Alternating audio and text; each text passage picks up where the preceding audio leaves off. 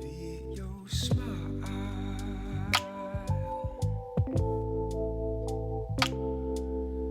If you touch me, you know I'll be touching you.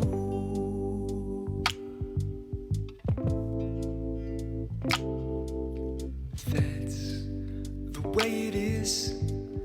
You know we can make it come true.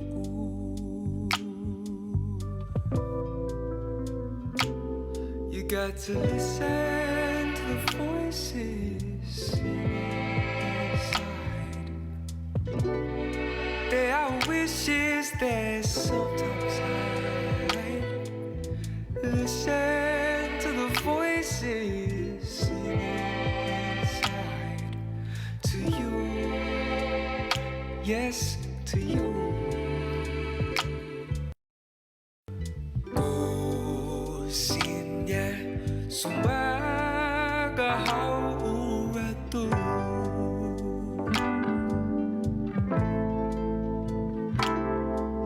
Feliz September agini.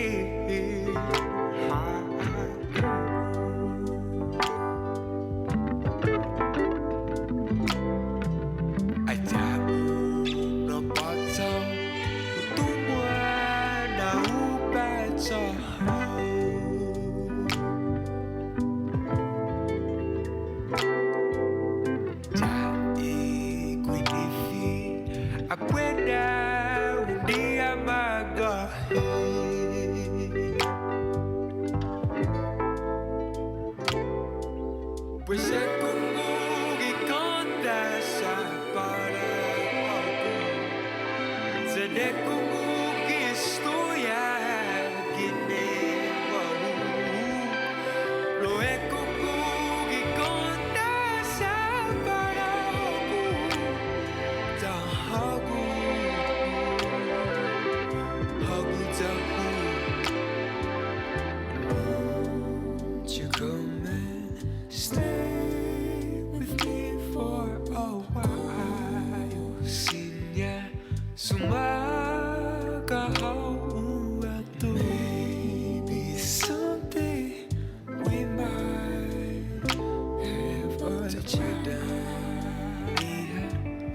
Quality bagong born into love that you and I know. Fanaku agini umagwatata.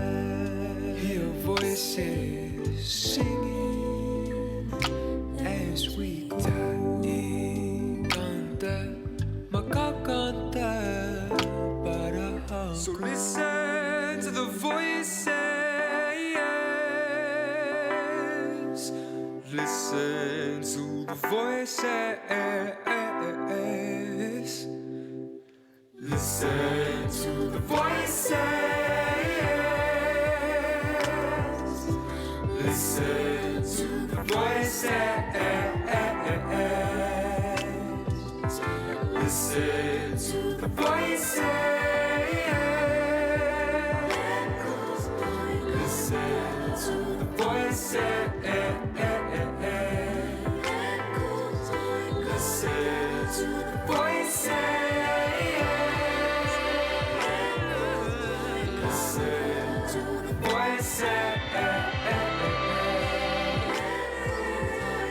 Listen to the voices.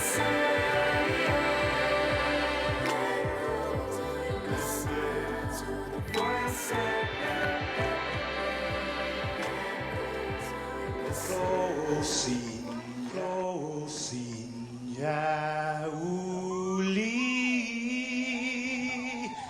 di sombranceltemak e zuita saluda antes di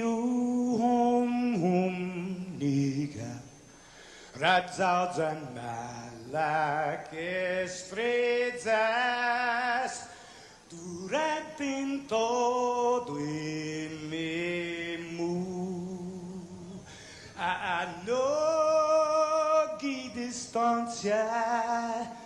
Gumugubugi palu Zaniman malak guafi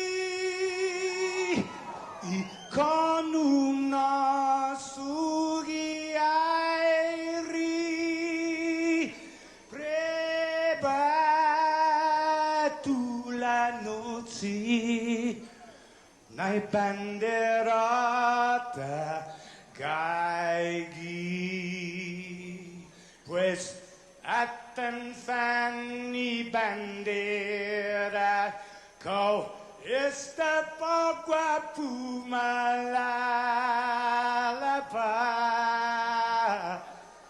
giluk tanu man libri, sentamiti man ko body. Fanogita moru purita nota kantai matu nanyagi toru ilugat parai honra parai gloria abibais la sin parat parai honra parai gloria abibais la sin parat todo e tempo e paz para hita dan gini langit na bendition Conchai peligro na fan sofuham Zeus protegis languahon Conchai peligro na fan sofuham Zeus protegis languahon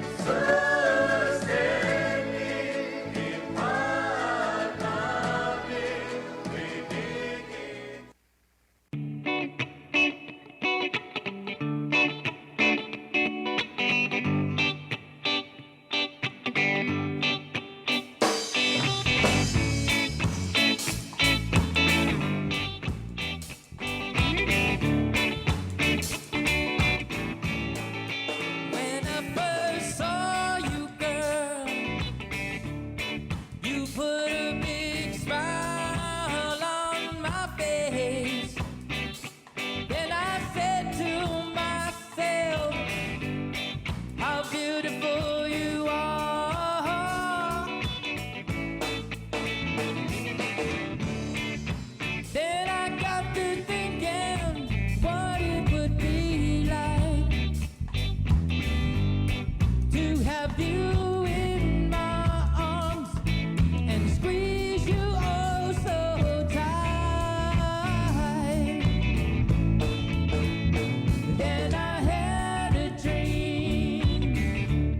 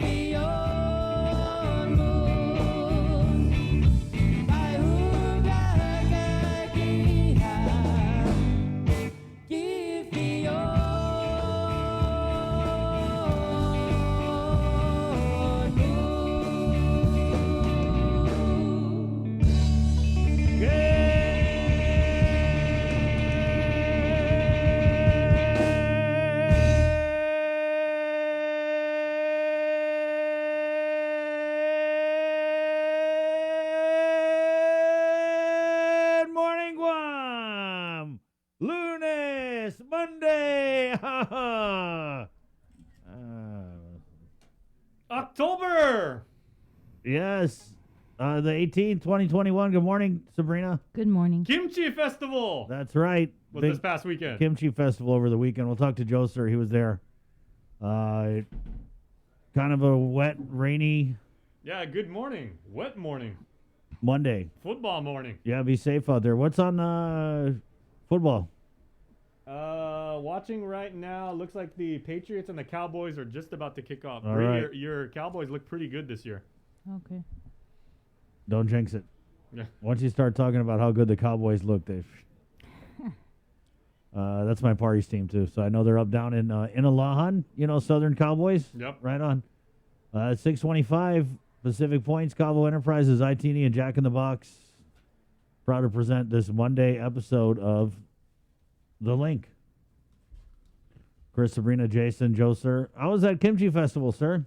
Good, sir. Good. All right. Okay. So there was the Kimchi Festival. We closed the show out with a little bit about it.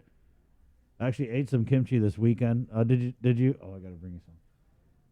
Miss Ina made us some kimchi. Good stuff. Yes, very good. Also very lucky to receive some goodies from Auntie Agnes Friday.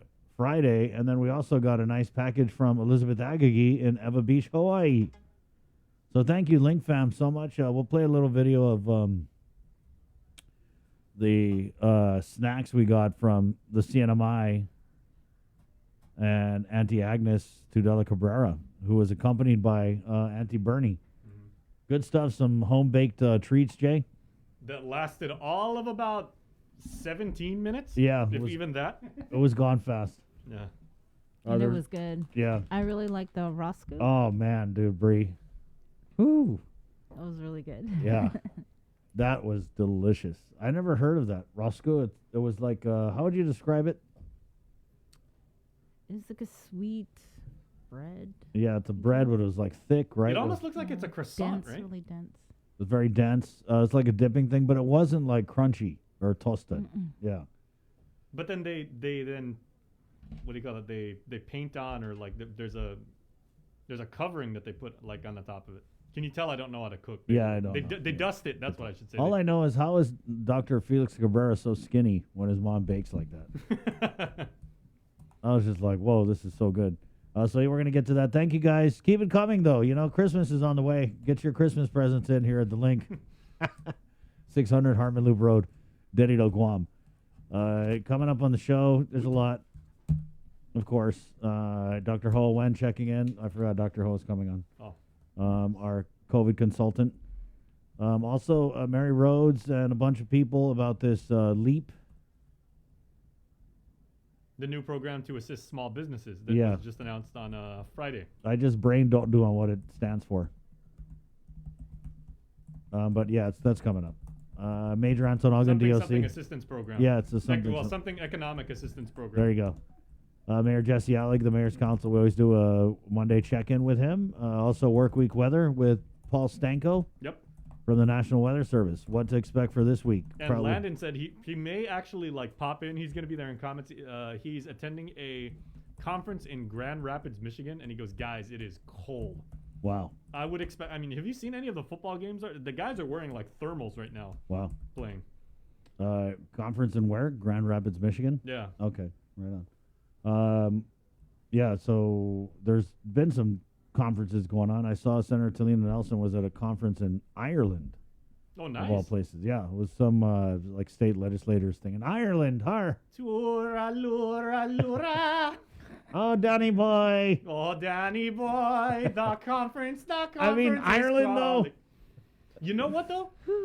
The good senator. I bet you when she's like, you know, she comes by and they're like, oh, lassie, what's your name? She's like, Talina. Talina, that's a fine Irish name. Hello, Nelson. Oh, Nelson. Yes, we got some Nelsons around the way. Okay, speaking of like. Speaking of like regional food and everything like that, have you guys ever like had Irish cuisine? Senator Talina's like, hey, I heard you guys like corned beef. Yeah.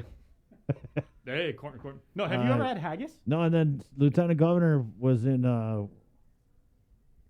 York? New York. That's right. He popped up in New York with for decolonization, United Nations. Wait, is haggis Irish or Scottish? Have you ever had haggis? I think it's Scottish. I know I've it's never like had, it's very very good. Never It's had very, it, very never rich. will. Pretty sure I will never have that. It's like their version of frittata, maybe. Yeah. Right. Yeah, Have you ever heard of tripe? yeah Like honeycomb. the Yeah. stomach of the sheep. Yeah, Woo, we boy. have that, bro. Yeah, that's quite rich too. A little, yeah, you could say that. It's 6:30 Monday morning. Hope you guys had a great weekend. Yeah, COVID's still out there. You know what I was thinking this morning? How does this car score keep going down? It's like 19.9. It seems like what they're doing now is right, Bree. Like on the JIC reports that we get, like on Saturdays and Sundays, they said the estimated preliminary numbers or something like that, because the private clinics don't submit their data until like Monday, so we just get like a rough snapshot, right, of like what the Well, also the amount of people getting tested is a lot lower yeah. Right, yeah. than before. But the positivity rate is still just as high. It's Yeah, still so- up there around 10%. So right? please, everybody, don't think. I mean, hopefully we are getting better. I mean, we should have a rough idea maybe by sometime tonight when the Monday JIC numbers come out. But just because it's like 54, it's like, oh man, we're halfway to the 25 goal. I mean, I hope that is the personally, I case. don't really pay a whole lot of attention to the CAR score. I Yeah. mainly focus on the hospitalizations in the ICU and the ventilator What do you numbers. focus on, Jay, when you see the numbers? The big thing that I always go to is my eyes immediately jump to how many positives we had that day, and then I divide by the number of total cases, because then the positivity rate is that can always be kind of telling. But that is the interesting thing about this. There's so many numbers that come out, and there's like so many ways to interpret it, And they've and there's also, so many ways to misinterpret it. Yeah. They've also reworked the format of how they produce the JIC reports now. Yeah. They do break it down by vaccinated, unvaccinated, and Which is something you were pediatric calling for admissions. and For a long time. Right, yeah. And so the numbers reported last night, which was interesting. We got numbers on a Sunday, right? we get them now 7 Yeah. days a week. So it was 54 positives out of 547 total tests. So for someone like Jason, who looks at the number of positives and the number of tests taken for the positivity rate, what do you observe with that over the last few days? I mean, it's still in double digits, which is not good. 10, 12, like, we've been told that once it hits like the 12% mark, sustained again, that's cause for real major concern and everything like that. So, I mean, it's still, up there. And, we talked about this a few weeks ago on the show. Like, imagine if you were a healthcare frontliner and you were working at the hospital or one of the hospitals or one of the private clinics, and you knew that when you swab people, you've got all your PPE on, you're going to do your very best, you're highly trained, you're motivated and everything like that. But just knowing that and think about, like, in an 8-hour shift, how many tests would you administer? 1 out of every 10 people that you test is going to be positive. Right. And just the fact that, you yourself may contract it, or just, like, it's like, man, I really wish I could go for, 100% rate. But, Right, yeah. but That's hopefully good. we're getting that down. Good numbers to look at. And also just the weekend numbers. These are just the numbers from public health. Yeah. They're not the Private complete. clinics. Yeah, the complete picture. Right, yeah. But I wonder, though, with this kind of downward trend in the amount of people getting tested, are they tired of getting tested, or what's the deal? Or maybe because the vaccination rate is extremely high, so they don't necessarily need to go do the weekly tests, right? Because of the government Right, yeah. mandate Oh, and private sector mandate for covered establishments under the executive order. That's right. that sounded like a freestyle rap there. Say that again real fast. And covered establishments that are covered under the governor's executive order. Fresh. No, Can I get an E? Can I get an O? I wanted to say something before we really get like rolling with the news, because Yeah. the story is coming up in the news, right? But did you guys see that story that Tomas filed about our very good friend Muñeca de Oro? He was kind of talking about Yeah. it Friday, but and she moved to Saipan. She's 8 months. Yeah. She's an She's Saipan. She's like one of Saipan's first birth tourists in a while. Yeah, but she moved there because she said she wanted a safer environment and feel. And I just knew when I saw that, I was like, wow, I mean, we've known Muñeca since she was in high school. She was a part of our beat, teen reporter team, and she's always been very, very good. And we've always really been impressed with her abilities. And I just saw that story, and I was like, okay, I know the way people react on social media. she's gonna get a little bit of criticism. She might be dragged like a little bit, but then there are also, I'm assuming, there are gonna be people that forward her. The overwhelming majority of the people that saw that were very, very supportive, and they were saying, "Hey, Muñeca, you go, girl," basically. Yeah. And she wasn't flexing, she wasn't bragging and saying, screw Guam, I'm out of here. The place is a war zone. I'm going somewhere safer. She was just saying, I'm making a decision, and I'm only temporarily relocating. Right. Like I'm not jumping ship. I mean, she's still got responsibilities. No, and it was things she does valid, there. very valid. And and I thought it was a wonderful story. it was, and it really just kind of contrasts the difference between Guam and the CNMI, which is at this point it's like night and day. Mhm. So I just wonder because we'd posted something. It was there was a bunch. Remember, it was on Instagram, or KUAM News Instagram. It was a bunch of healthcare workers from the NMI gathering for like a Think Pink or something. But anyway, it was a picture of a bunch of them, no mask. And I shared it on my Instagram, and I was like, why aren't we taking notes from what Saipan's doing? Because, whenever you ask the governor about, hey, in Saipan, that's a sure way to get her triggered. Automatic. I know, because I was in those press conferences, and I would always say, like, hey, in Saipan, and it was like, boom, right off the bat. The Well, sibling rivalry. first of all, let me tell you about Saipan. But yeah, first of all, let me tell you about Saipan. They're doing great. They are doing great. And one of the things they did when they started to see a little blip of the COVID is they reinstated the quarantine process. We haven't done anything. Like, what do they talk about in these PAG meetings? Hey, what are we going to do today? Oh, no, what are we going to do today? Oh, no, what are we going to do today? Meeting adjourned. We haven't done anything different this is week 13. Maybe this is our lucky week, guys. But I was very surprised in positive ways at our online community's reaction to it. And then they were like, hey, great decision.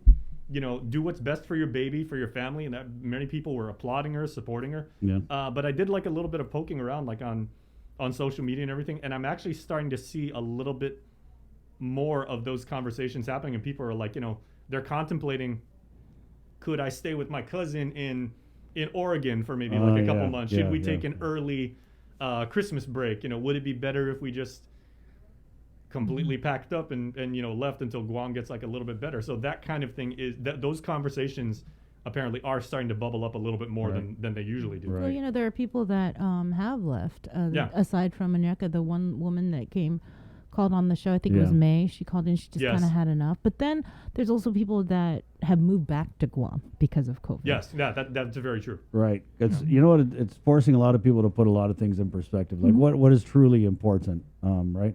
And then you've got all those DOD nurses who said like, hey, like this is our job and we want to get in the fight. You guys are hurting. You guys need help. We're first guy through the door. I want to help. Yeah. I mean, for me, for example, I left twice during the pandemic, Yeah. and that was just, because of my family issues. And I was very scared, but I was like, I'm going. I'm Right. going to risk it. Yeah. But again, So- to Muñeca's credit, I mean, she wasn't flexing, and she's like, Guam is my home, and I consider myself, a proud Chamorro.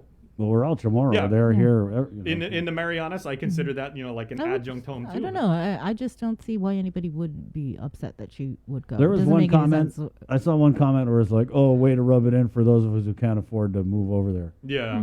Yeah, But I mean, whatever. You know that kind of thing's gonna happen. But again, like I went there, or I went to the thread and I was reading the comments, but like so many, I want to say it was maybe 90% of the comments were very supportive, very appreciative, and they're like, if you were about to have a baby and you had the means, you would probably do the same damn thing too. But Yeah. I think Smart her decision. her parents are over there as Right. well. Yeah. so- And so is her Yeah. the boyfriend Yeah. Oh, from okay. Saipan. And just speaking of Saipan, I just have to say Tomas Manglotnia did a wonderful job He did. Saturday night. He live streamed the CEC as they were tabulating the results for the special election to fill the vacancy in Precinct 3 with the passing of the late Honorable Ivan Blanco. So congratulations to Karina Magofnia. She won the special election. Yeah. The unofficial results, I believe it was 1,212. To 800 something. Yeah. Yeah, to 808, which was Grace Viage, who is a Republican. So Karina McGuffney is Democrat, and Tomas is going to join us a little Yeah. later in our program, Yeah. and then we'll also Yeah, have Tomas was hustling though on Saturday. he was, yes, yeah. he Jamming. was. Great job, Tomas. I think just to kind of like end this conversation on the NMI, I think when you look at the NMI, one of the reasons why, just for me looking at what they're doing over there that's working, is they pivot quickly. I think that there was a lot of criticism at the beginning of the pandemic that, people criticized our governor for, pivoting quickly, but that's just the nature of this virus. So in Saipan, when they see something, they do something. Here, we haven't really done much in these 13 weeks, right?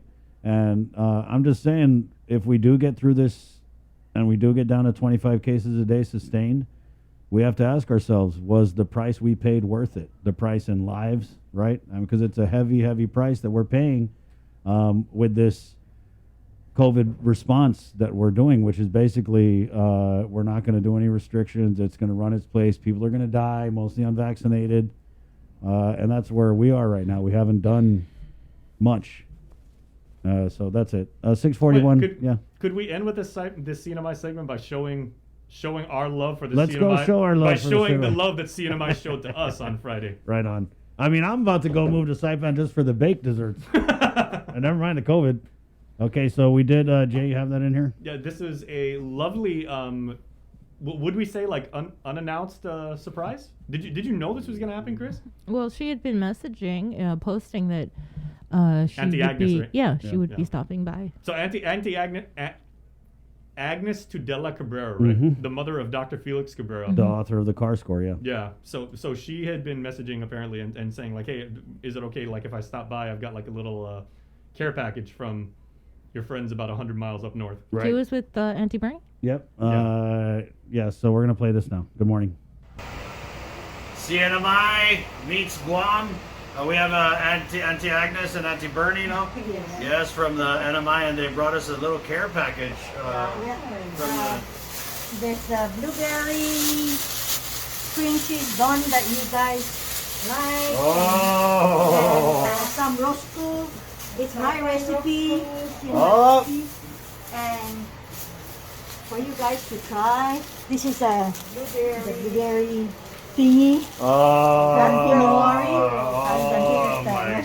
You put butter, you dip in your coffee. Yeah, Put butter and you dip in your coffee. That's it, just the way Grandma used to do. So I have them. Oh, thank you so much.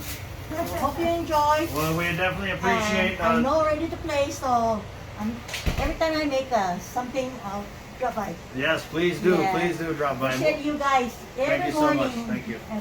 Even when I was in Saipan. Wow. Yeah. Tune in. Thank Of you, Auntie course. Agnes. Yeah. And thank you, Auntie Bernie. Next time you come by, we'll have something for you. Jason is a really good baker.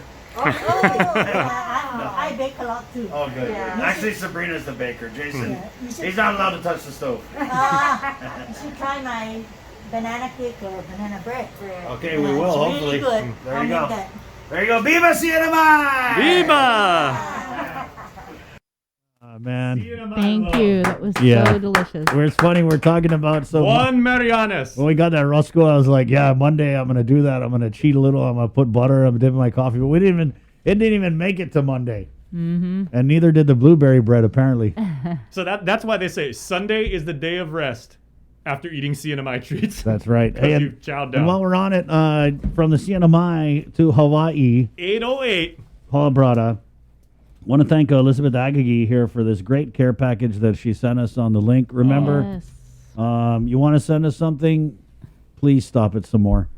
600 Harmon Loop Road, Dedido, Guam, 96929. We'll read your letter out on the air, And we will reciprocate too. We're going to return the love. like we're going to do now. Let's Ooh. go. We have a letter here from Elizabeth Agagi. Is she on the feed right now? Morning, Elizabeth. Hanfa Aloha, KUAM crew. Here are more masks for you to keep you safe. It's a chop suey mix of different prints.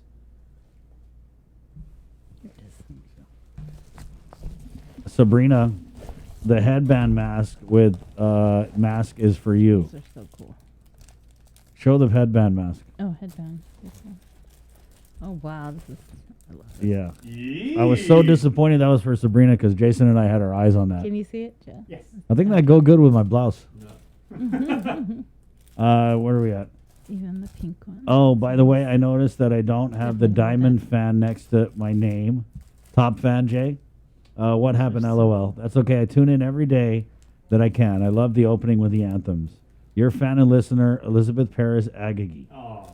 Thank you so much. Thank you. Wait, hold that one up again, Bree. What pattern is that? The last one? That's a Fiesta plate? Yeah, these are. So I they're guess she makes different. these. I think it's a recipe to make poke. Well, there's different Hawaiian Yeah, foods on there. Or Yeah. oh no, it's different. Hore got the lolo. Hore got the pokey. Oh. Hore got the. Let me get 5 pounds tuna, 5 pounds poi. Look at that one though. This is pretty. Oh. That's pretty nice, huh? pretty. The Putitan of you. Show the think pink one. I did. Oh yeah. Liz, So, these yeah, are yeah. beautiful. Right. Oh, and again, this is her email address on those? Because normally she's got like a little label. And if you would like to order some No, from her Liz label's not on. and here. help her, okay. Yeah, well, she's always I'll on put our it in the Facebook comments. feed, guys. It's Elizabeth Agagi. Just click on her, send her a DM, slide into her DMs, but not like that. And remember, she is an Aggie, and I believe she married a gentleman from Jigo. Oh wow, She was saying. I know. I'm an Aggie, so I'm wondering if we're related. probably that sounds like it's all one family. Yeah. Yeah. Well, thank you very much. 6:45. It's Monday, October 18th. Christmas comes early for the link. Keep it coming, guys. It is Monday, October 18th, brought to you by Pacific Points. Let's go ahead and get into our first newscast of the day with the very latest from the KUAM news team. Sabrina Salas Matanani, good morning. Off it, everybody. The Joint Information Center last night reported 51 island residents with COVID-19 are hospitalized. Additionally, there are now 2 pediatric admissions, 12 patients receiving ICU level of care, 10 on a ventilator.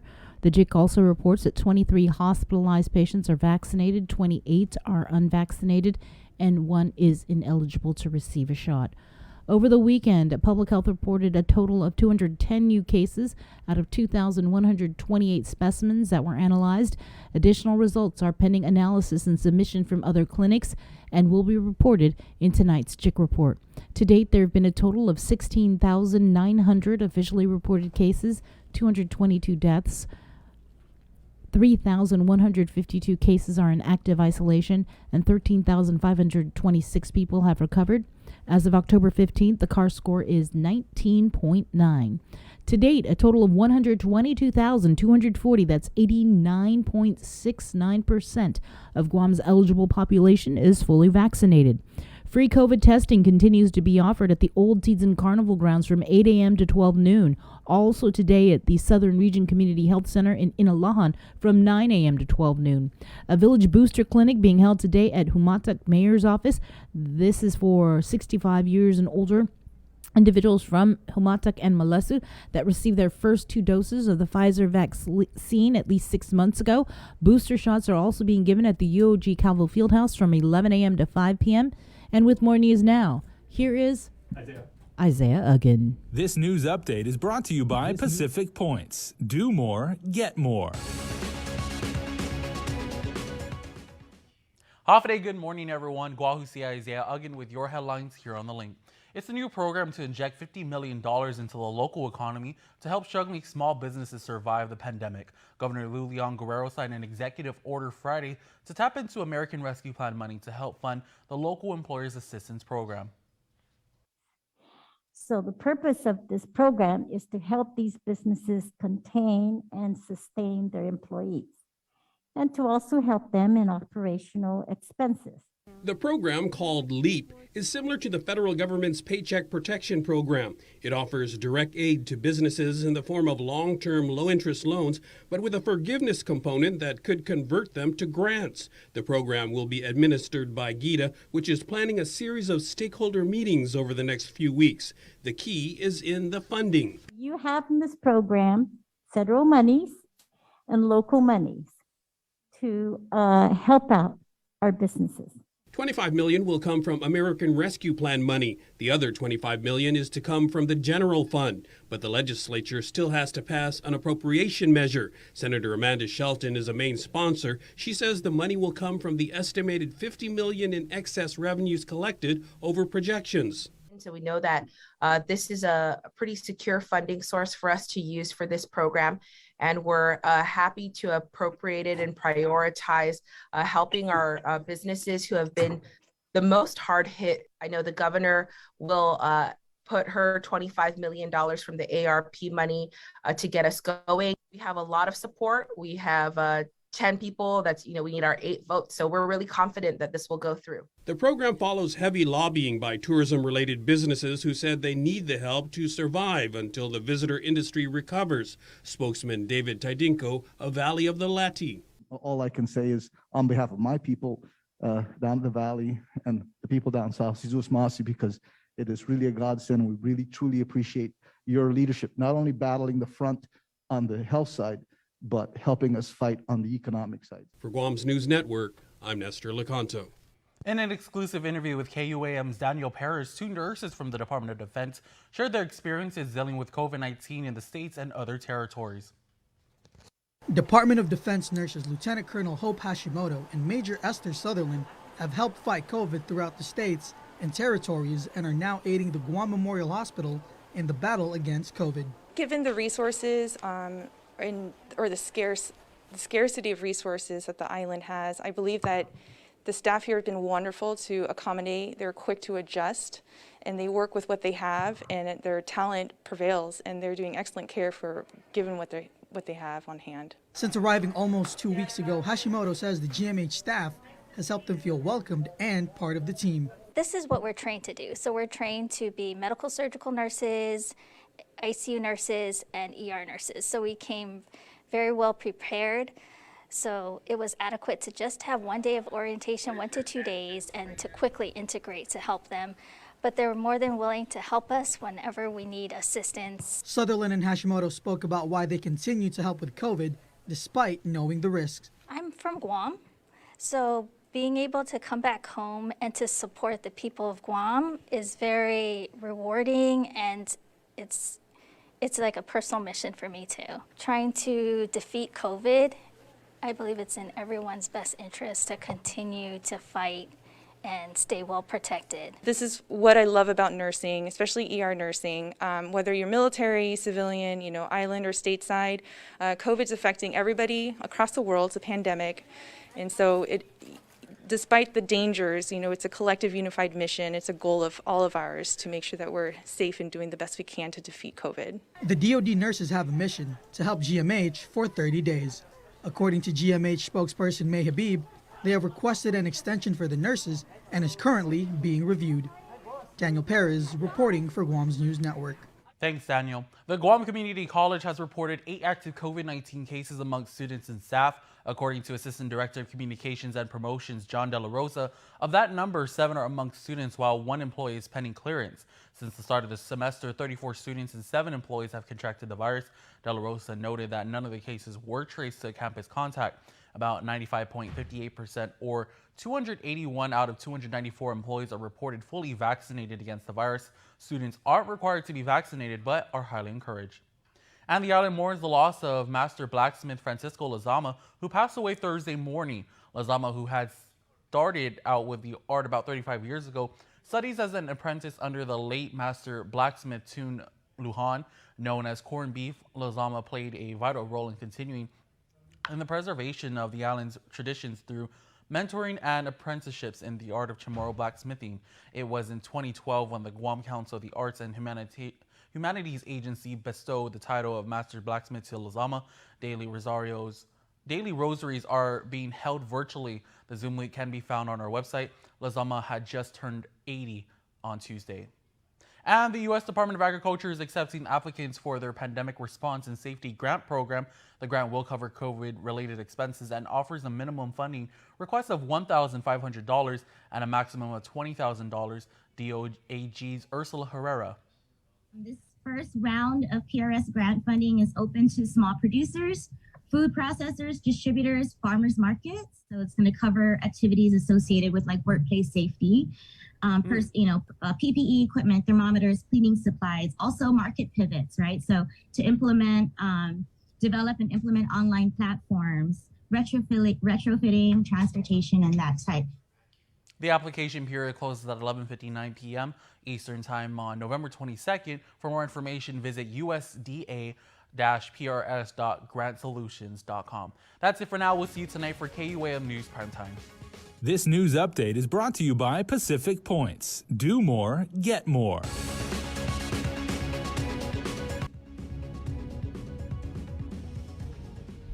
In regional news, Democrat Karina Magofnia wins Precinct 3 special election on Saipan for the House of Representatives. She fills the seat left vacant by the late Representative Ivan Blanco. The unofficial results, Karina Magofnia, Democrat, 1,217 votes to Grace Valle, Republican, 808 votes. Tomas Menglotnia will have a live report tonight on Primetime. With your news now in Chamorro, here is Ken Concepcion. Buenas tardes, tiget suntugi finut sa morgan ni KUAM News. Presenta ni Familian Mizo gi First Hawaiian Bank. Guam Community College sa report 8 na kausang COVID. Entre todos estudantes ang empleo ni Mangayi Guihi. Segundo na Direktor ng Komunikasyon si John De La Rosa, asangan na gyadso na kantidad 7 sa estudantes sa unua na empleo sa estanan ng kaparoma clear. Destinito ni semester, 34 na estudantes ang 7 na empleo sa maninadin ni COVID-19. Ilinga si De La Rosa na tawag Guihi na kausa matrace tati di campus si GCC na contact. Kasi 95.58% pa 261 gi 294 po todo na empleo sa estaman mabakuna ni Cabales gi GCC. Universidad Guam sa report loki 8 na kausang COVID Guihi entre estudantes ang empleo desde dia 1 gi Oktubre. Según ito niya dashboard na manahuhusang kada semana, 5 na kausa sa estudantes at 3 sa empleo ni UOG. Taza Guihi Mangayi campus si UOG sa kumikalingadzo na San Mapud no fadatmi COVID-19 gi después. Desde enero na mes ma-report ni UOG 66 na kausang COVID. Mas asunto, kena 2 milyon pesos ang salapi para foto magiguahan para ma-rekla di brown tree snake. Adyo na salapi sa gini U.S. Department of the Interior Insular Affairs. Ipara resibi salapi sa Guam Power Authority, Guam Department of Agriculture, sa United States Department of Agriculture para mazuda po no fati kulep na guatigi Cocos Island. Imapos na mes ma-resibi ng Regat Insular Siha 1.7 milyon pesos para reglamento ng otro siha na klaseng gaga. Yuto mo na sunto para paguna Lunes gin ni KUAM News gifinut sa Moro, manuugong isla po di finaytay Francisco Lizama, gimapos na Webes. Si Lizama ni Maestro Herrero sa 80 anos na dat niya na matay. Hatutunit sa Herrero, 35 anos na tempo tati, sa apprentice defunto Maestro Herrero, Jag Lujan. Si Lizama ni mafanana ang corned beef, sa December bugi si Sonia pero kontinue perinitahin ni tradisyon ni Zamoro. Entry mamanagwi ang tineniki Arten Herrero sa Moro. Idos meet dosin na sakan, na Guam Council of the Arts and Humanities Agency, manay si Lizama titulon Master Blacksmith. Elisaldo sa matataytay karya dia gi Zoom na manera. Da sinon soday link gi izo ni KUAM na website. Nasa ang tinatutut gin ni KUAM so umahanaw zung para familia niya na manggatsong niya si Lizama. Para Guam News Network, si Ken Concepcion. Yasuto ifinut sa Moro sa presenta sa ninafato ni Familia Mizo gi First Hawaiian Bank. Say hello to the First Hawaiian Bank mobile app, where you get smart insights into your finances so you can make smart decisions with your money. With a daily personalized feed, you can compare your monthly income to spending. That's better. Discover where your money is actually going. You might be surprised. See what's essential and what isn't. The more you use the app, the smarter it gets. With insights from the First Hawaiian Bank mobile app, it all starts with yes. All right, everybody. And of course, we are back here in the studio. So we want to remind you that Refresh Guam is the island's newest digital hub. They are on Instagram and Facebook, and they are awesome. So please follow them because they've got truly local content and daily giveaways. Refresh Guam, truly local. This holiday season, we're once again bringing together the island's largest array of local vendors for a special innovative way for you to shop, broadcast, and go digital with Team KUAM. Join us on Sunday, November 28th for the annual Christmas Pops Virtual Holiday Market at 12 noon on KUAM TV8 and the KUAM News Facebook page, plus additional show times through December 11th. We'll also be featuring vendors daily with posts with QR codes and links on our social media pages beginning Monday, November 29th, and hosting an exclusive Christmas Pogs website for your one-stop shopping. It's a safe and convenient way for you to shop local this holiday season. To reserve, Celebrate National Pizza Month with the Pepsi Ultimate Pizza Trivia Challenge. All you have to do is listen to the link during the month of October, and when prompted, call 671-637-0094 with the answer to the Pepsi Ultimate Pizza Trivia Challenge. Winner will receive a gift certificate from our participating pizza parlors and a 12-pack of Pepsi, brought to you locally by Pepsi. Join KUAM every Wednesday on Primetime for Inside Business. It's our new weekly segment featuring the struggle of Guam's businesses during this global pandemic. We'll hear from industry leaders about the difficult decisions they were forced to make to implement cutoffs, layoffs, and shorten hours just to survive. It's the other side effect of COVID, the island's economic crisis. We'll also feature new businesses that managed to open and thrive during these challenging times. It's Inside Business every Wednesday on KUAM News Primetime.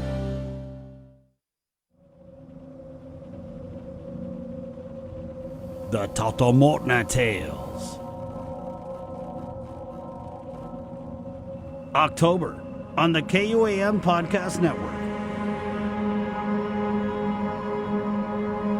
The KUAM Podcast Network is back and on demand, featuring a great variety of podcasts from our island and region, including culture, lifestyle, awareness, crime, politics, commentary, comedy, and entertainment.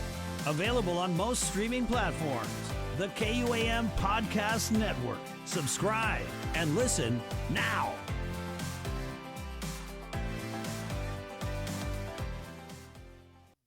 GU Self-Storage, conveniently located near the Harmon McDonald's. We offer affordable rates, online payments, and auto bill pay for your convenience. Plus gate access daily from 6 a.m. to 9 p.m. Call us today at 648-7867 for more information. The relationship between Guam and Manila, Philippines is undeniable, as we share similar cultural traditions, history, and heritage. With generations of Filipinos calling Guam home, KUAM presents a monthly look at the capital city, featuring in-depth and engaging interviews on everything from medical tourism to new business and government leaders. Veteran newscaster Nestor Lecanto delivers Beyond Our Borders. This special program is brought to you by KFC and the Medical City, where patients are partners. Do you feel like you're missing out on something? Make life more rewarding with Pacific Points. Earn and redeem points for bill rebates and free load at IT&E, discounts on fuel at Shell, vouchers at Foodies, and United Mileage Plus miles. You can even pay with Pacific Points at IT&E, Shell, and Foodies. Pacific Points. Do more, get more. KUAM Communications continues our perpetuation of our Chamorro culture, language, and heritage, with features available to our listening and viewing audience, including streaming of Chamorro music 24 hours per day on Isla Digital Radio on KUAM.com and the KUAM News app. Chamorro News Update, weekdays on The Link and the KUAM News YouTube channel. Conversations about life in our Chamorro language podcast, Cuentos Tapoco, with Kin Conception. Seasonal specials, shows, and other features highlighting the beauty of our language, culture, and history. It's a new era of our continued commitment to our Chamorro heritage. Isla, watch, listen, stream. Viva Isla! After a year with so many games and events delayed or unplayed, the world is ready for anything and everything in the world of sports. KUAM Communications is ready with more games, more championships, and more specials that are guaranteed to bring out the fan in you. Don't miss a minute of gameplay from NBC on KUAM TV 8 or from CBS on KUAM TV 11. Every month, we'll bring you the action and excitement. Brought to you locally by Marianas Irrigation and Landscape and Docomo Pacific. Just more great reasons to tune in and turn on, so you'll fall in love with TV again with the best from KUAM Communications. KUAM's multi-platform morning show, The Link, just got a little more delicious with Feed Me Fridays. Chris, Sabrina, Jason, and the rest of the morning crew will take some time off each Friday to talk, taste, and tempt you with all the latest and greatest food and drinks on Guam. Old faves, new hits, and everything else we can put in our bellies. It's Feed Me Fridays on The Link, brought to you by King's Restaurants, Ruby Tuesday Guam, and Devondale. Catch Sports Link on the KUAM News Morning Show, The Link, every Friday for the latest sports news, game schedules, athlete profiles, and more. Sports Link airs every Friday across the multi-platforms of KUAM. Tune in to the broadcast on Breeze 93.9 FM, on KUAM TV 11, live stream through the KUAM News Facebook page, or view highlights on YouTube, KUAM News Facebook, and Instagram page. Sports Link is brought to you by Mariana's Irrigation and Landscape. See what's on TV tonight with schedules, network news and notes, local promotions and giveaways on KUAM Communications social media pages. Like and follow us on Facebook or Instagram now for all the latest and never miss out. The Culture Club returns to KUAM Digital and KUAM News Weekend Edition, highlighting Guam's young artists, activists, and crafters as they work to protect, preserve, and promote our Chamorro culture. Watch this weekly feature on the digital platforms of KUAM News Weekend Edition, brought to you by Hanum.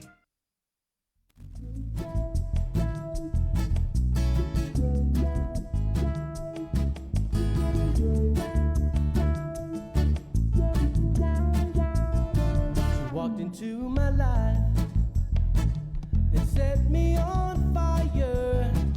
I never thought a girl could give me that burning, burning, taking me higher, making me want her in so many ways. Every time I think about that lovely lady, she takes me away, 'cause I know doesn't need a diamond ring. She doesn't need material things. If I could only make her understand all she's got in me, I wanna be her man.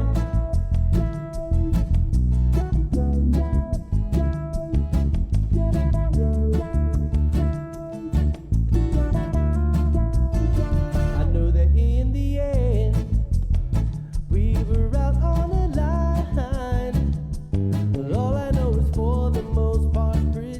All right, welcome back to The Link on a somewhat rainy Monday morning. Please, please, please be safe, everyone. We love each and every one of you, and we want to make sure that wherever you are going today on Guam's thoroughfares, you get there safely. We're going to bring on our friends from the National Weather Service after the 8 o'clock hour and find out what is up with the weather. But right now, we are talking about the environment in a different context, and I would probably say, completely biased here, Peggy Denny has taught me more about environmentalism, recycling, being a good steward of the environment than 1,000 textbooks ever could. So we are bringing in the lovely Miss Peggy, who we, by the way, have not had on the show in a great long time. So Peggy, welcome back. Yeah.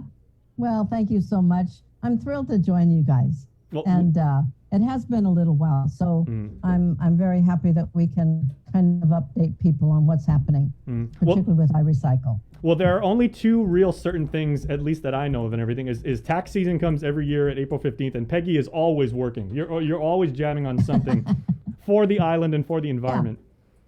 Yeah. Yeah. So what have you had going on since last we spoke? Primarily, I'm trying to reach out to people to encourage them to let me know if they've stockpiled bags of cans. You just call me 483-9415 and I will come get them, because the community involvement and their contribution to the specific schools has waned a bit, due to COVID and people's uncertainty about whether the schools are open or whether they can take their cans to the schools. And there's even some misunderstanding even at the schools themselves as to whether iRecycle is continuing. And of course it is, so I just want to encourage people to, if you are challenged, if you have no vehicle and with which to transport, hopefully a truckload of bags of cans, then call me and I will come get them. I'm going to get some in Santa Rita this morning. So that'll help me work on the bin at Southern High School. So this is it's really important because there are still a lot of cans going into the landfill. And this is not a new endeavor by you, Peggy, but by any stretch of the imagination. You've been doing this kind of thing for a very, very long time. I'm sure your odometer on your car has been at 6 digits for a very, very long time. Well, I tell you, since we last spoke, Triple J donated a new to me and an awesome truck, a 2014 Ford F-150. I've already put 8,000 miles on it, but I had 150,000 miles on my older truck, which was only a year older, but it looked much worse.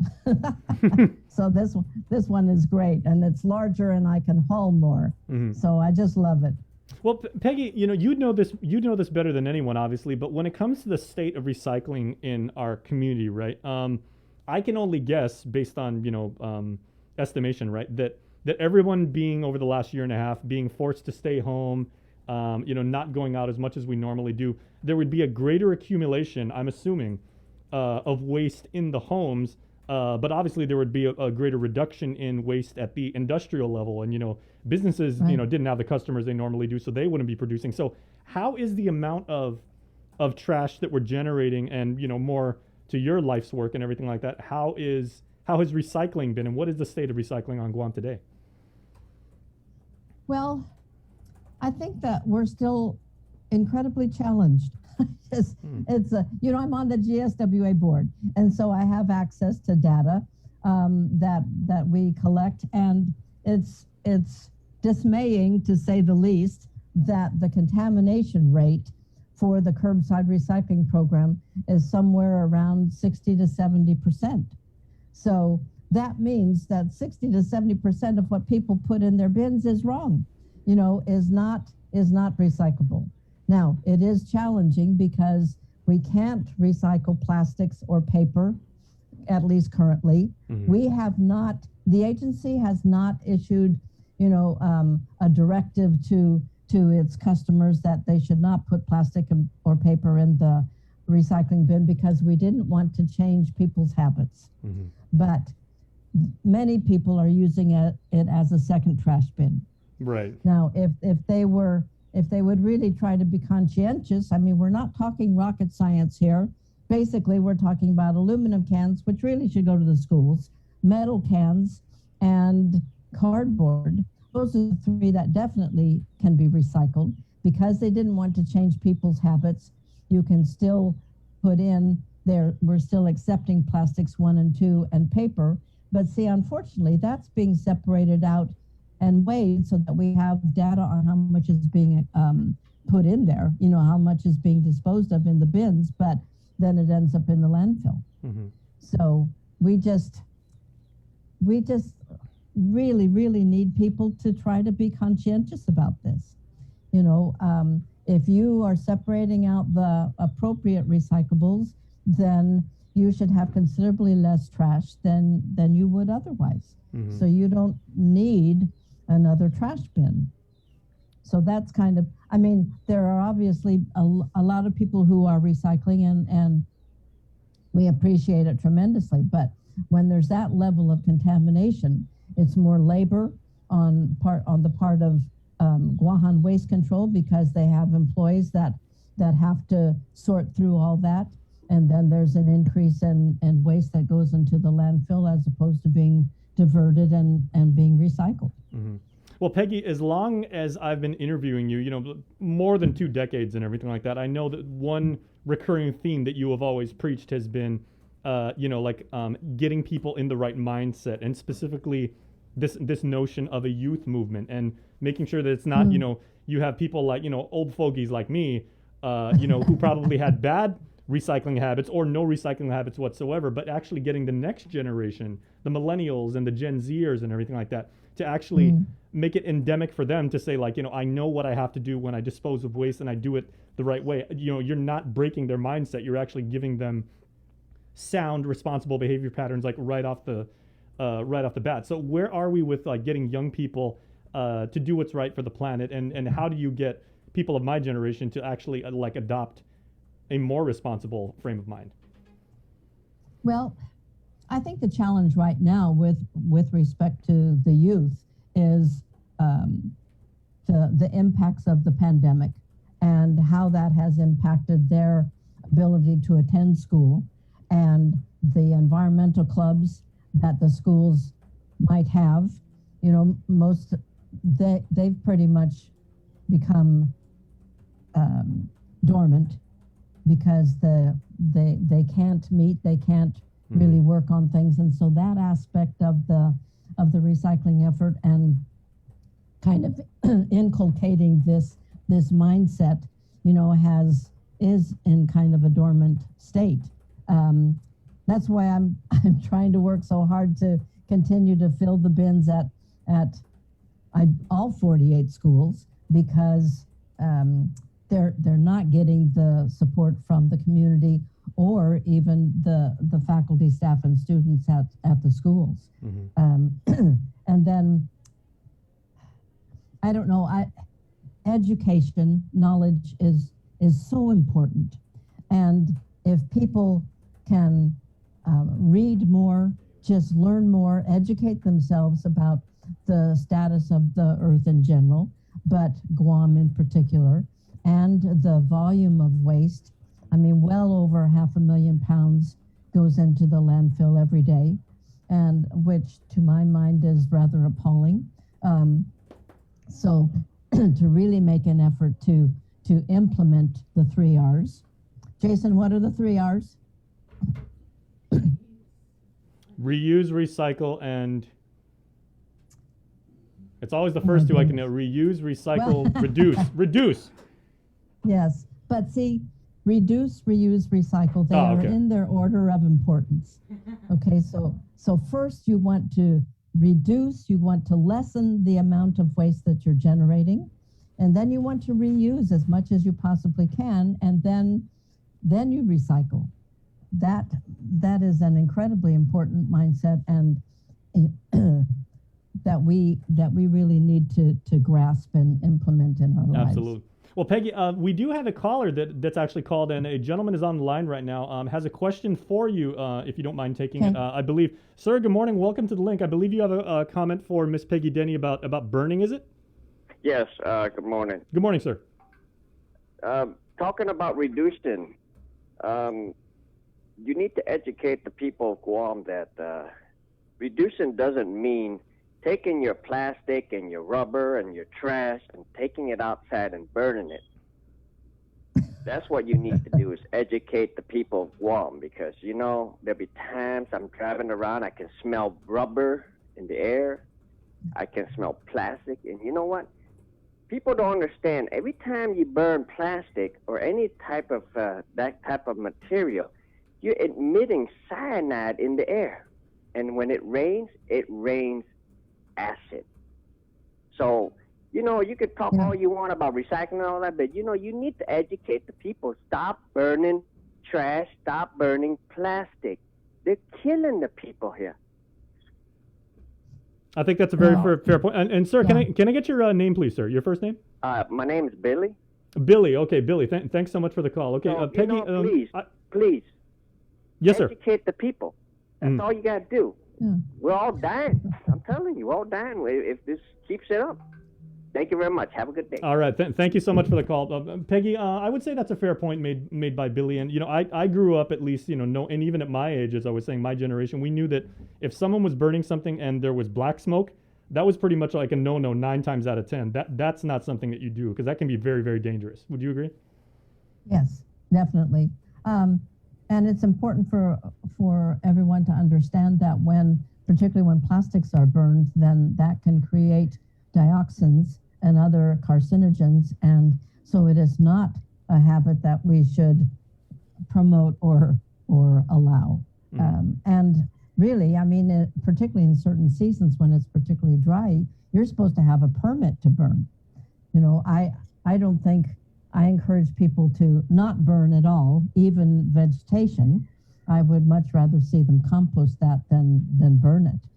You know, so I mean that's been a challenge for decades and decades on Guam. Okay, is that part of your educational message? You know, to Billy's point, like he was calling for I guess for a greater marshaling of that message to go out to the community. Is that something that you speak about a lot?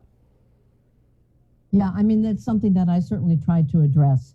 And oftentimes people will say, well, can't we just burn it? And I say, no.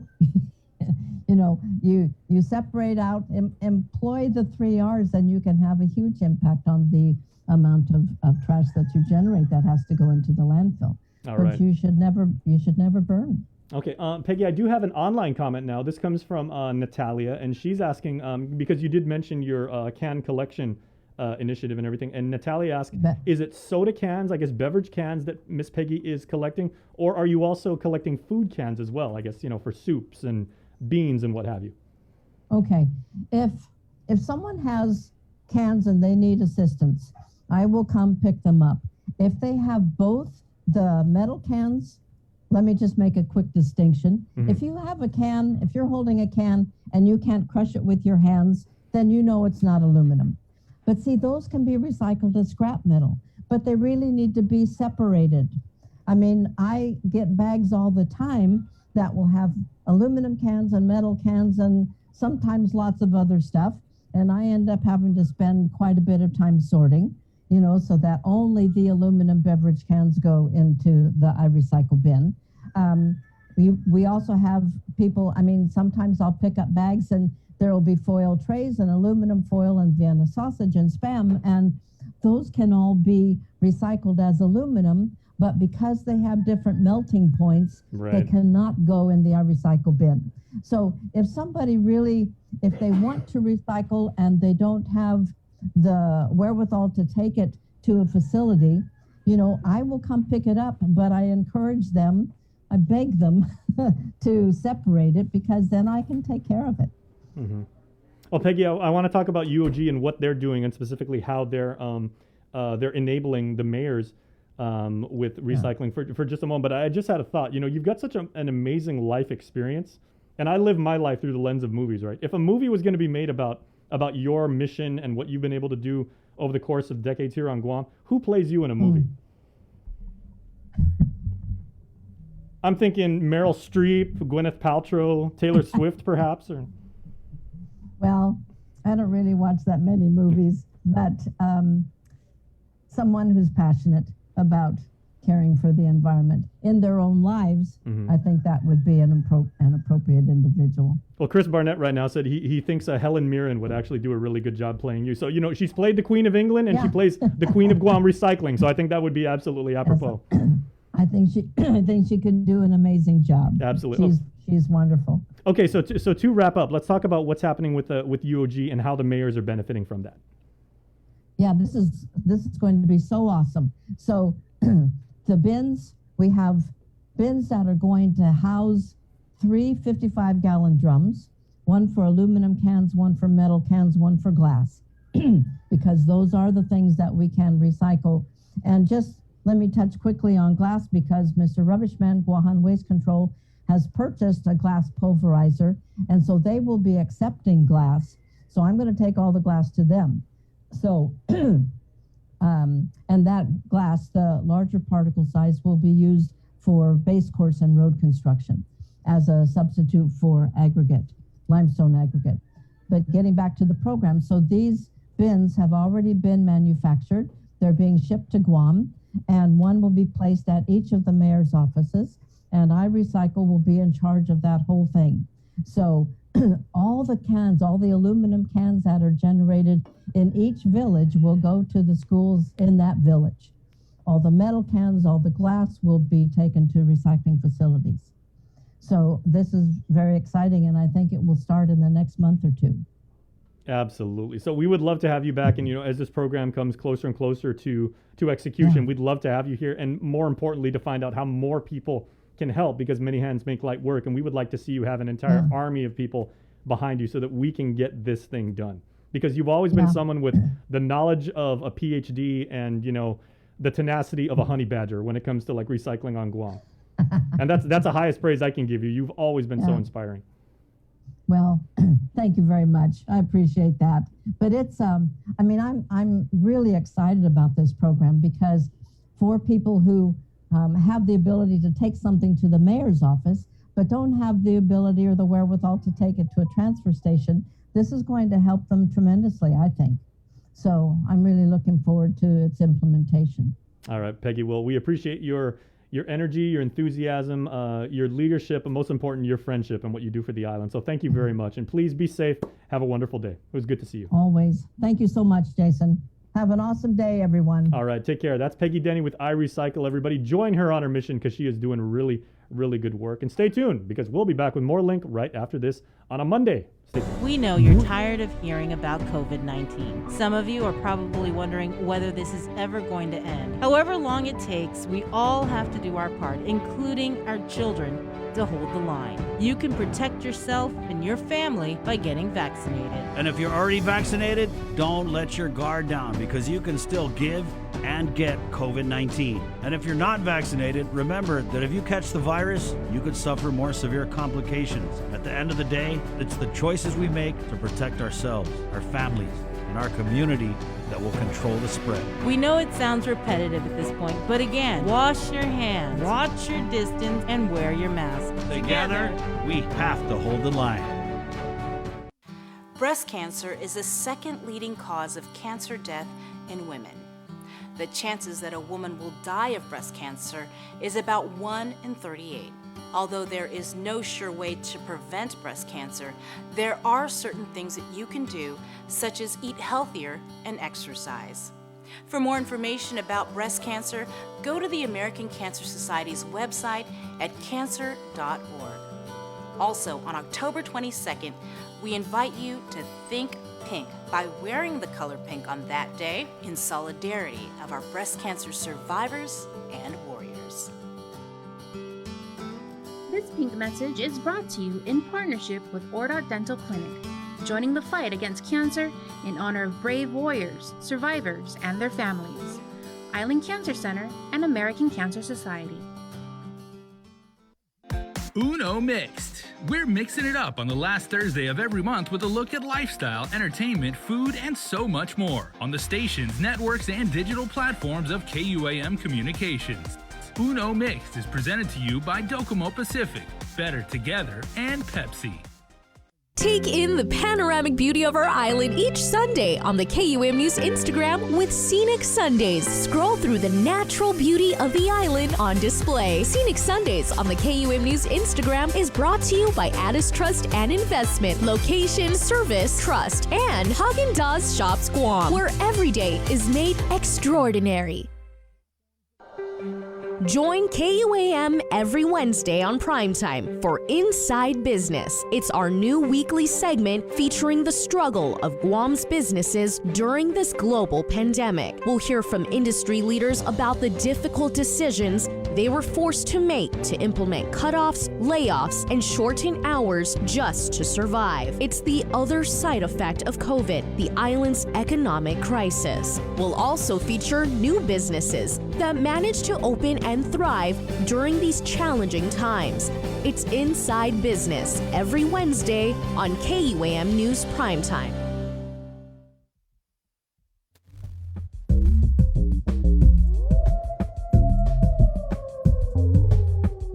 Hey Snoopy man, how you doing man? I saw you with a girl last night. She was fine. Well, there's only one question I want to ask you, dog. Did you get her?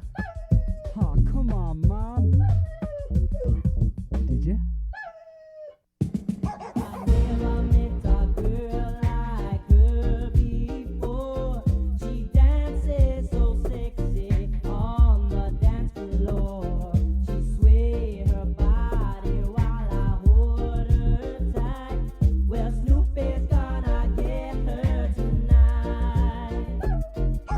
Lift up her legs, she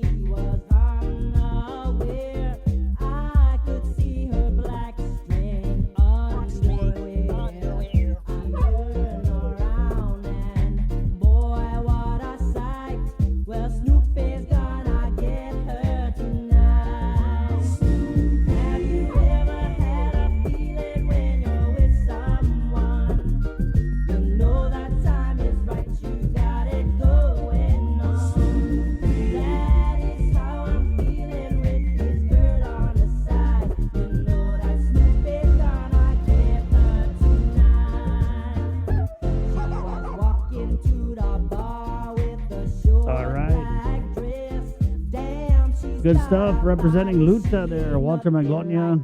Good morning. It's 7:29 on a Monday morning. The link.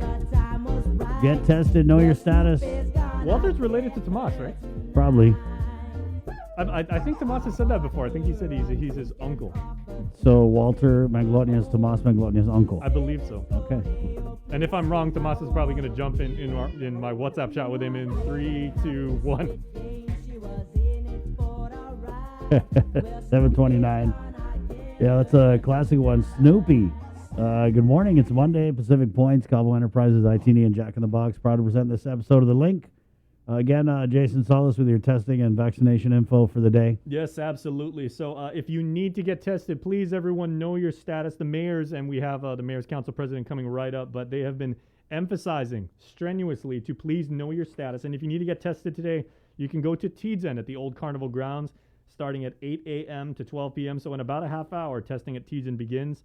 Mondays and Fridays down in Ilahan from 9 a.m. to 12 p.m. Remember, of course, 4 people is the max per vehicle, and you need to bring a photo ID. It was raining a little bit, but the weather looks very, very good at this point. We haven't heard anything about inclement weather and reschedules. If that is the case, we will make sure to pass that along to you. Okay, that's for testing. So Tiedzen and down in Ilahan today. If you need to get your vaccination shot, you can go to the University of Guam Fieldhouse, the Calvo Fieldhouse, starting at 11 a.m. Please make an appointment, though. tinyurl.com/vaxguam, tinyurl.com/vaxguam. Make an appointment online. Get your time. You're in, you're out. The guard will take care of you. They're like clockwork. We've been saying this. So make sure to go to UOG. If you're up north, you can go to the Micronesia Mall on the 2nd floor starting at 11 a.m. You can make an appointment there at tinyurl.com/COVID-stops-with-me up in Dededo at the mall. And again, if you need to get your shot and you are, and you are still up north, you can also go to Public Health over here in Dededo starting at 9 a.m. So a bunch of places where you can get tested or get your shot. And I think, Chris, we may need to prepare our vocal cords because we may need to sing happy birthday to our next guest, because already in the KUM News comment stream, there are many comments saying happy birthday to Mayor's Council of Guam President, Mr. Jesse Alley. Good morning, Mayor. Good morning. Right on. And happy birthday. Yep. Thank you. How's it feel to be 26? I think he's 27. Right, 26, you're right. All right, ready? Are you ready? Happy birthday to you. Happy birthday to you. Happy birthday, dear Mayor. Jesse and everyone else whose birthday it is today, too. Happy birthday to you. May the dear Lord bless you. May the dear Lord bless you. May the dear Lord bless Mayor Jesse and everyone else whose birthday is today, too. Happy birthday to you. Big Ariana Grande finish. Yep, just want to wish the governor's favorite mayor a happy birthday. You so much. Way to go. I am 26. Right on. That's your story, and you're sticking to it. Well, thanks for jumping on your birthday, no less, Mayor. Appreciate it. No problem. Actually, my birthday was Saturday. Okay. But it was a long weekend, that's for sure. I'm sure. Wait, so are you one of these birthday week or birthday month celebrants? No, no, actually, this 26th birthday was one of the first. That was actually a whole weekend. But no, typically, one day and that's it. Did you get a chance, Mayor, to go to the kimchi festival and have some birthday kimchi? Well, I was invited, but I could not make it. Actually, we had a lot of things going on, so definitely celebrated. From what I understand, there was an abundance made, so we'll send you some. We'll send some down to Petey. Oh, yeah. Anyway, you know what? I am getting old. I am 26. My birthday was yesterday, not Saturday. Son of a gun. Well, it was yesterday in the States. Yeah. Right on. But it was fun. It was a great weekend, nevertheless. All right. Well, thank you again. Of course, Mayor. Let's get into it. Then, what's the update on these village clinics that Public Health is rolling out? Well, you know what? We had some issues with low enrollment in Homatec for today, but with enough push, I think we were able to get enough or sufficient number of appointments in Homatec, so we didn't have to cancel it. and I did hear the news again, and you guys did a great job about announcing to call the mayor's office for an appointment, and that public health is it is correct that public health will not turn anyone away. So you know, we're still encouraging more people to go down to Humatec today. And so, you know, there's always room for the walk-ins. So on the mayor's office side, when we make appointments and it's full, it doesn't mean that they're absolutely full.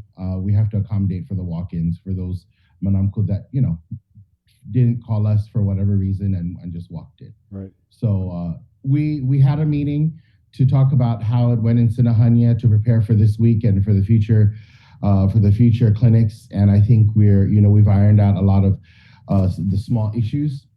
Of course, transportation is one. We want to help our manamko. If there's transportation issues, they can still call the 311 option 2 Monday through Friday from 8 a.m. to 12 and from 1 to 5. And we'll, the option 2 callers will certainly help them with transportation, but the earlier the better. So if your appointment is today and you need transportation today, there might be some difficulty, but if you call in advance, the people on option 2 will certainly be able to help you. There are different options really, because not only are we utilizing the CEDARS program, but we're also utilizing the Division of Senior Citizens program. So we can accommodate definitely the manamko on either side, whether they meet the requirements for Division of Senior Citizens or the requirements for CEDARS. So we're hoping that we don't have any issues with transportation. We did not have any transportation issues in Sinahanya, at least on our end. So we're hoping that this week we're going to be okay. But yeah, so I'm looking forward to seeing how Humatec is going to go today. Yeah, Mayor. For those people who are listening, can you kind of explain the services that are going to be available at these village clinics? So primarily, it's the Pfizer booster shot for 65 and older.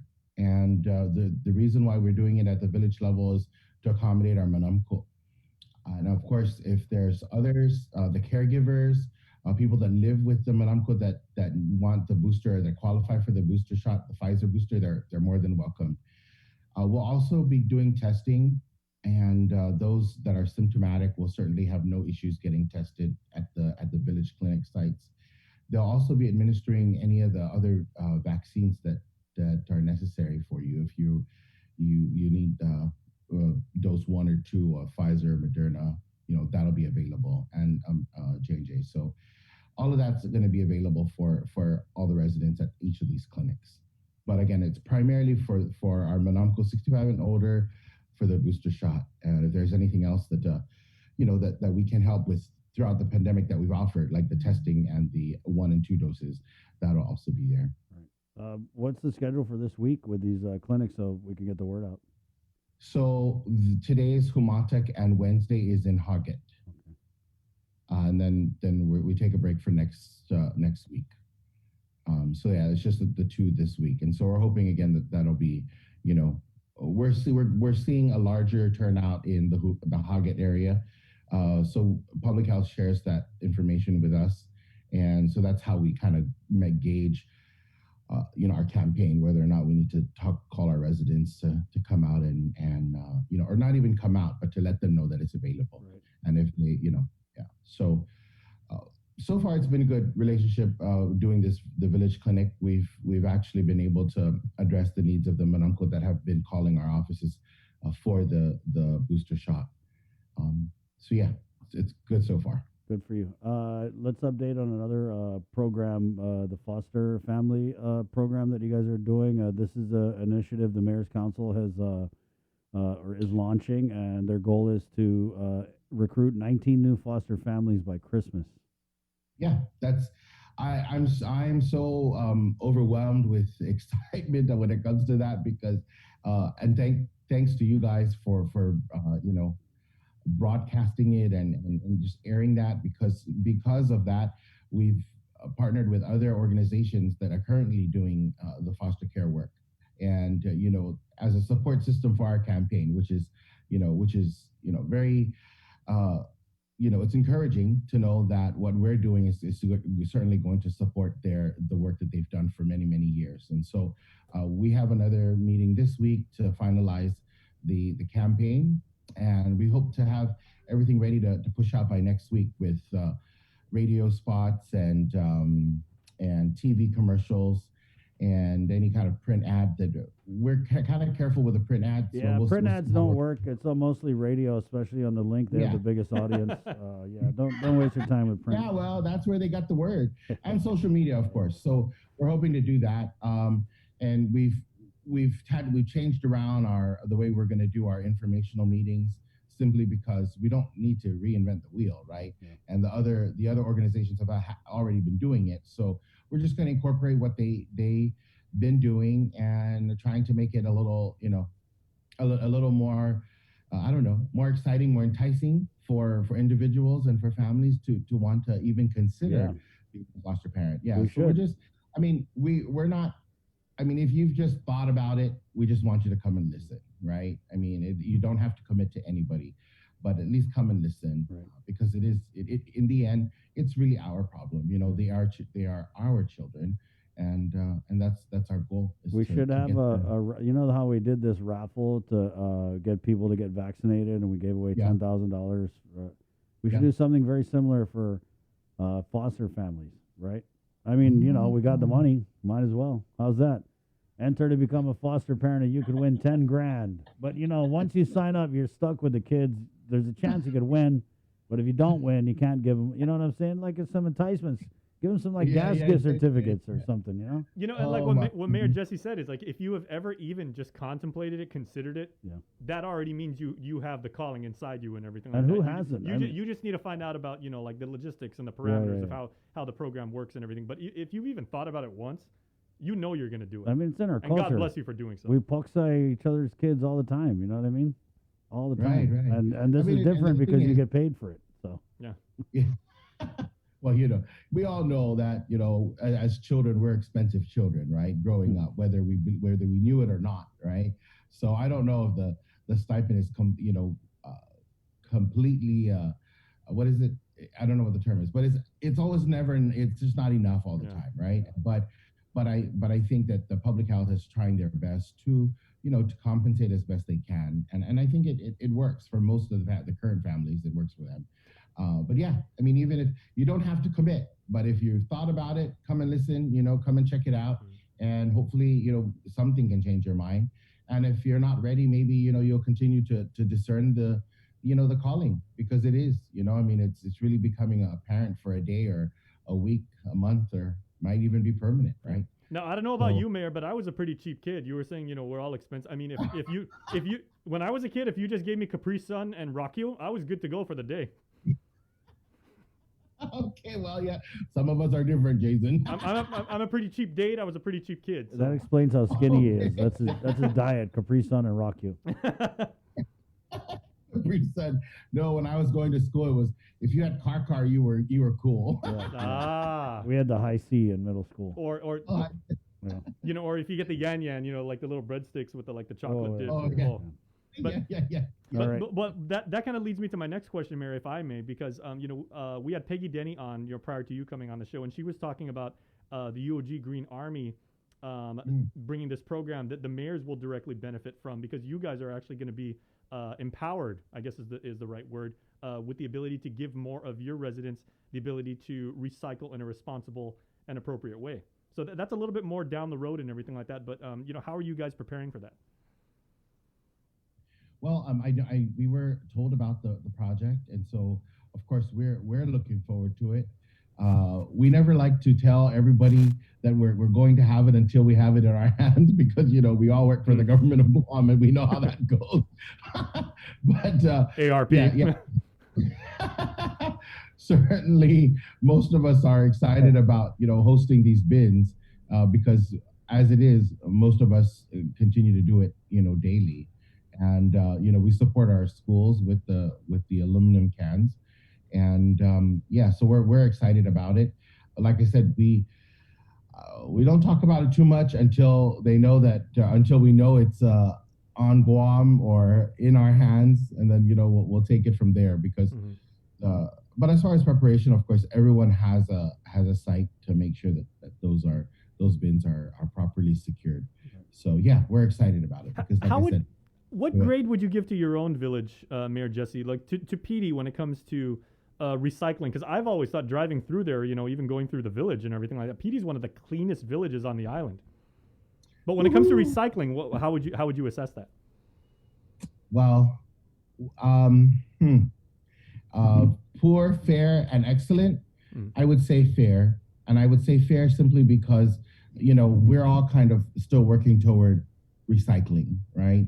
And you still you have the longtime residents who started it a long time ago and continue to do it. You have some residents who are just kind of starting it out and they're only recycling or separating the water bottles because that's all they drink, right? And so baby steps it is. And I know Peggy, I didn't hear it, but I know Peggy's worked so hard and she continues to work hard at it. And when she comes out to our villages, I mean, she's the mama bear when it comes to recycling out here. And so I can say it as that as it being fair simply because we're all just starting, really. I mean, and unfortunately, I say it that way, but it's the truth, right? But we continue to encourage everyone to separate, right? And I think that's our big deal. The recycling bins. It's really about learning to separate real quickly your trash and recyclables, and knowing what goes into the recycling bin and what goes into the trash bin. And I know that one of the things is some residents want to know, are they really, what are actually being recycled? Is paper being recycled, plastics, aluminum cans, glass? And you might know more than me, but I know that we certainly can recycle the aluminum. I know that we're working towards recycling the glass and reusing the glass. We've talked about this in many roundtables with Senator Perez and Peggy and GSWA. So I know that there is a company that will start to recycle glass as far as repurposing glass.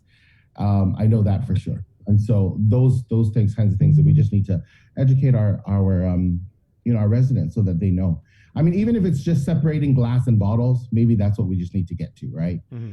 So baby steps for some. But I do see in PD, I do see a lot of the bins going around, the recycle bins that are full, and they do look properly separated for the most part. So, I think that's a very honest assessment. The biggest room in the world is a room for self-improvement. So very, very nice. Mayor, we got a call here. Billy's back. Billy, good morning. You had a question for the mayor? Yes. Hi. Good morning. Good morning, Mayor. Happy birthday. Thank you. I just have a question. Is there a vice mayor in Yona? In Zonia, there is no vice mayor in Zonia. No. Okay. Now my next question is Yona bigger than Agate? Is Zonia bigger than Agate? I can't answer it on the record because I don't know what the are you talking about population or area? Land area? The area. Okay, I shouldn't have asked because I don't know the exact size of either. Okay, well, it is bigger than Agate. So my question is, if Yona doesn't have a vice mayor, why does Agate have a vice mayor? And why do Agate need a vice mayor when Agate's smaller than Yona and I don't get it. So the vice mayors, that was all by law, and it was by population at the time. Yeah. Okay. So I guess the mayor of Yona is really doing its job because he don't need a vice mayor. Yeah, they're very naughty in Agate. They have the residents. That's why they need a vice mayor. I don't think that's just waste of taxpayer money. I don't think Agate needs a vice mayor. I think the mayor alone can do it. Okay, thank you very much. Thank Have you. a good day. Right on. You're welcome. Have a good day. Okay, for purposes of clarity, I did just look it up on Wikipedia. Two things popped out. Okay. One, Jonia is more populous than Hagat. I did not know that. And two, if you go on Wikipedia, all of these southern villages have now been changed to to their now traditional forms. So agate is now hagat. Okay. Umatic is humatek. So good on Wikipedia. So yes, so Jonya is bigger than agate, than hagat. Yeah, you know, the whole vice. I don't want to go into too much on the vice mayors because you know they are my colleagues. Yeah. But you know, I know that, and they work hard. And I agree with the caller that you know there's sometimes we have to consider the need for you know, top heavy management, and that perhaps he is correct, and perhaps it'll be much more necessary and important to utilize that money in either maintenance or whatever it is that the village needs, as opposed to you know, too highly paid officials. Easy there, Mayor. Easy there, Vice Mayor Chris. I know. I Mayor, I know you met with the Gov last week, so can we kind of get into that? We'll start on the with record. Don't use that comment. Everybody in the world heard it already. Happy birthday. Happy birthday. Yeah. So COVID pay meeting with the governor. Tata Salapi. Nothing, not yet. No pay, no ARPA, but it's coming. Don't worry. Yeah, has there been any indication on any timeline or ETA or anything like this of when you may get even? And are you expecting when that payment finally does come in? Is it going to be incrementally? Is it going to be lump sum? Is it going to be like, how will the disbursement be made? Well, of course, if it's the COVID pay, it'll be you know, lump sum, as we would hope before. Yeah, we hope. Yeah. And of course, you know what? I always prepare myself for that question, because if at any time I find out that the pay is coming or a timeline, I'm certainly going to give one of you guys a call or message one of you, because I know it's going to come down. You've got Sabrina's number on speed dial for that very reason, right? yeah. No, for some reason I don't know, that girl, she's got some kind of connection, because she'll know right away, and she'll call and say, hey, what's going on with this? It's like, what? How'd you know? But yeah, and then if the American Rescue Plan money, of course, you know, I have not heard. Perhaps they're still waiting on the designation of the NEUs. And if that's the case, then you know, we'll hang tight. We will be working with our fiscal 22 money that was approved. So we'll start off with that, and hopefully by the time that runs out, we'll have American Rescue Plan money to save us again. So yeah, no updates on any of the money, not yet. But like I said, I'll certainly let you know, and I'm sure Bree will call me. Right. I mean, it's got to be frustrating for you though, Mayor, because. Same old conversation over and over and over. I mean, same question, week to we week. feel stupid asking the same question over and over, but it's unfortunate we get the same answer over and over, especially when we see that the governor's about to pony up, how many millions for that LEAP program? I mean, we're talking like a significant amount of money. So how does it feel when you hear that and you guys can't even get your COVID differential pay, which I'm pretty sure is way less than $25 million? Oh, yeah. I mean, gosh, I don't want to. Yeah, it's definitely more than 20, definitely less than 25 million, less than $1 million, I'm sure. Well, you know, everyone has their priorities, and perhaps that is obviously that is the governor's priority, and we'll leave it at that. I think our staff know full well that you know, they work hard and that they're going to get their pay. Like I said, you know, I don't want to downplay it, or I don't even want to you know, exclude it from any discussion. But I believe that our staff is so used to just waiting, and you know, we all have priorities. I mean, even in our offices. I mean, if we take a look at paying out salaries or paying out differential or operations, our money always goes to our operations first, because that's why we're here.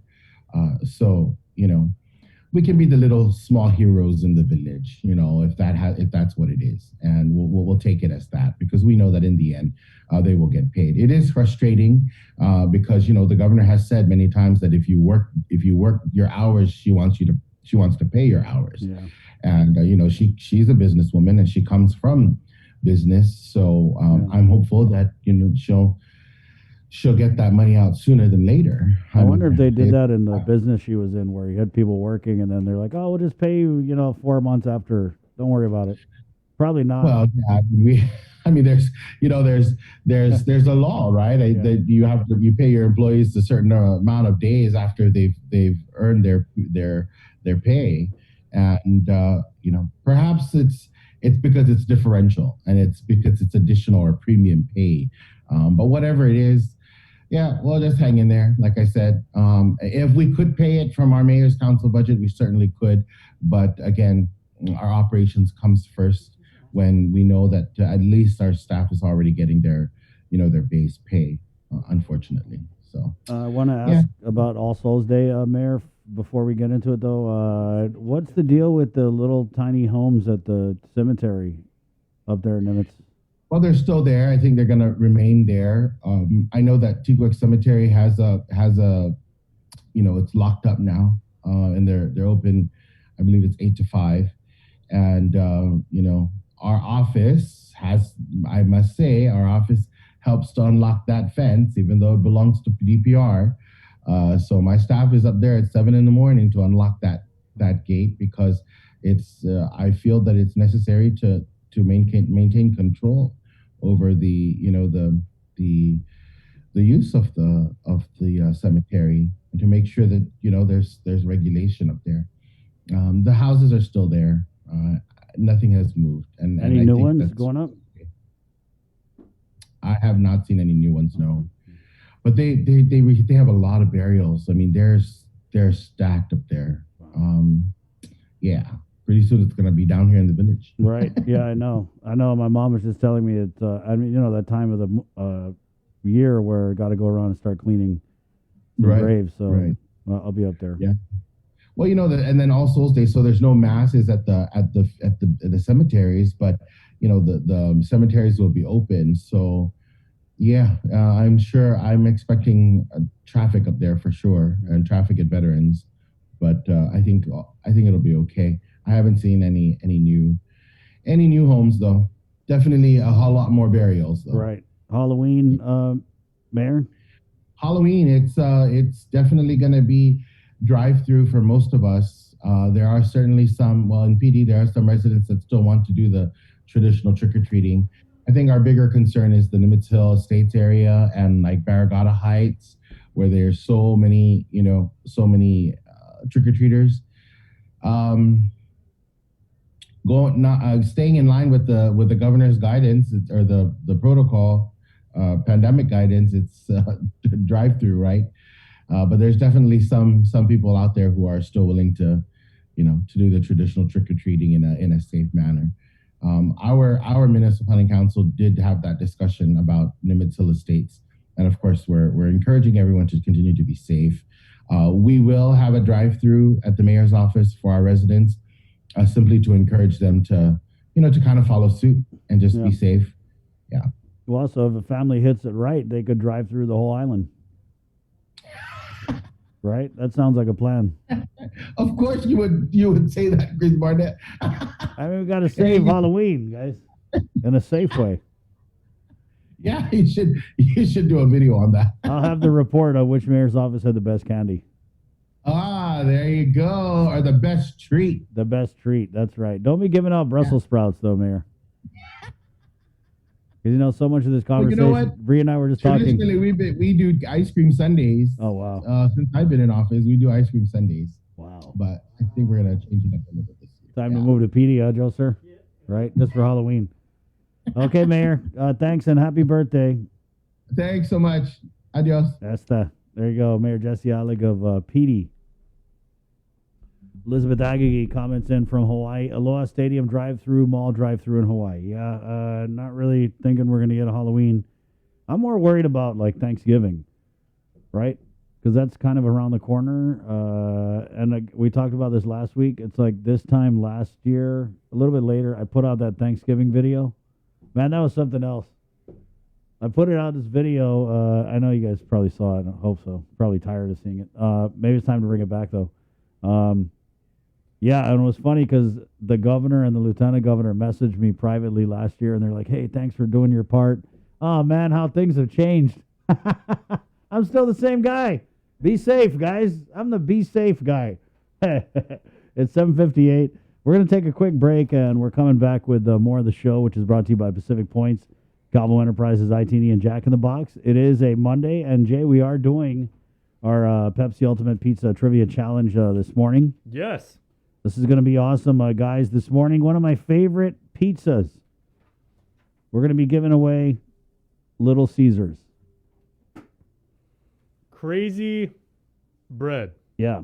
I mean, the pizza. Technically not the pizza, but Yeah. I mean, I could, if I was stuck on, well, if I was stuck on an island, if I was stuck on another island and I only had one thing to eat, give me crazy bread and I would not utter a single complaint. Right, yeah. But, and the pizza, we've talked about this before. The pizza, if you've ever tried it, they give you it in slices, or you can buy like a whole like like the circular pizza. You can also get it Detroit style, Yeah. which is it's square, and the corners, they get that little, tostus, I guess is the right word, yeah, because that's right, like yeah. the cheese, like fries up just so, and the dough gets really, really crispy. I love that stuff. Sorry, I'm texting Bree. You know what's good too? If you go to Little Caesars, get some pink lemonade. You ever had pink lemonade with pizza? Wow, that sounds like I'm going to hit all my numbers. That with goes Pink really, lemonade, really well pizza, together. Cheese, yep, sounds great. And that's our prize for this morning with Little Caesars. Again, it is 8 o'clock, and we're going to take just a quick break and come back on KUAM TV. Are we on KUAM TV today? Because there's football. No, we're not. Okay, so we don't have to take a break. We're playing the foosball. Let's just take a break anyway, right? Okay. We don't have to, but why not? That's a good way to start the week. Okay, it's 8 o'clock. We're KUAM FM. I got Guam. Good morning. Celebrate National Pizza Month with the Pepsi Ultimate Pizza Trivia Challenge. All you have to do is listen to the link during the month of October, and when prompted, call 671-637-0094 with the answer to the Pepsi Ultimate Pizza Trivia Challenge. Winner will receive a gift certificate from our participating pizza parlors and a 12-pack of Pepsi, brought to you locally by Pepsi. Join KUAM every Wednesday on Primetime for Inside Business. It's our new weekly segment featuring the struggle of Guam's businesses during this global pandemic. We'll hear from industry leaders about the difficult decisions they were forced to make to implement cutoffs, layoffs, and shorten hours just to survive. It's the other side effect of COVID, the island's economic crisis. We'll also feature new businesses that managed to open and thrive during these challenging times. It's Inside Business every Wednesday on KUAM News Primetime. Take in the panoramic beauty of our island each Sunday on the KUAM News Instagram with Scenic Sundays. Scroll through the natural beauty of the island on display. Scenic Sundays on the KUAM News Instagram is brought to you by Addis Trust and Investment, Location, Service, Trust, and Häagen-Dazs Shops Guam, where every day is made extraordinary.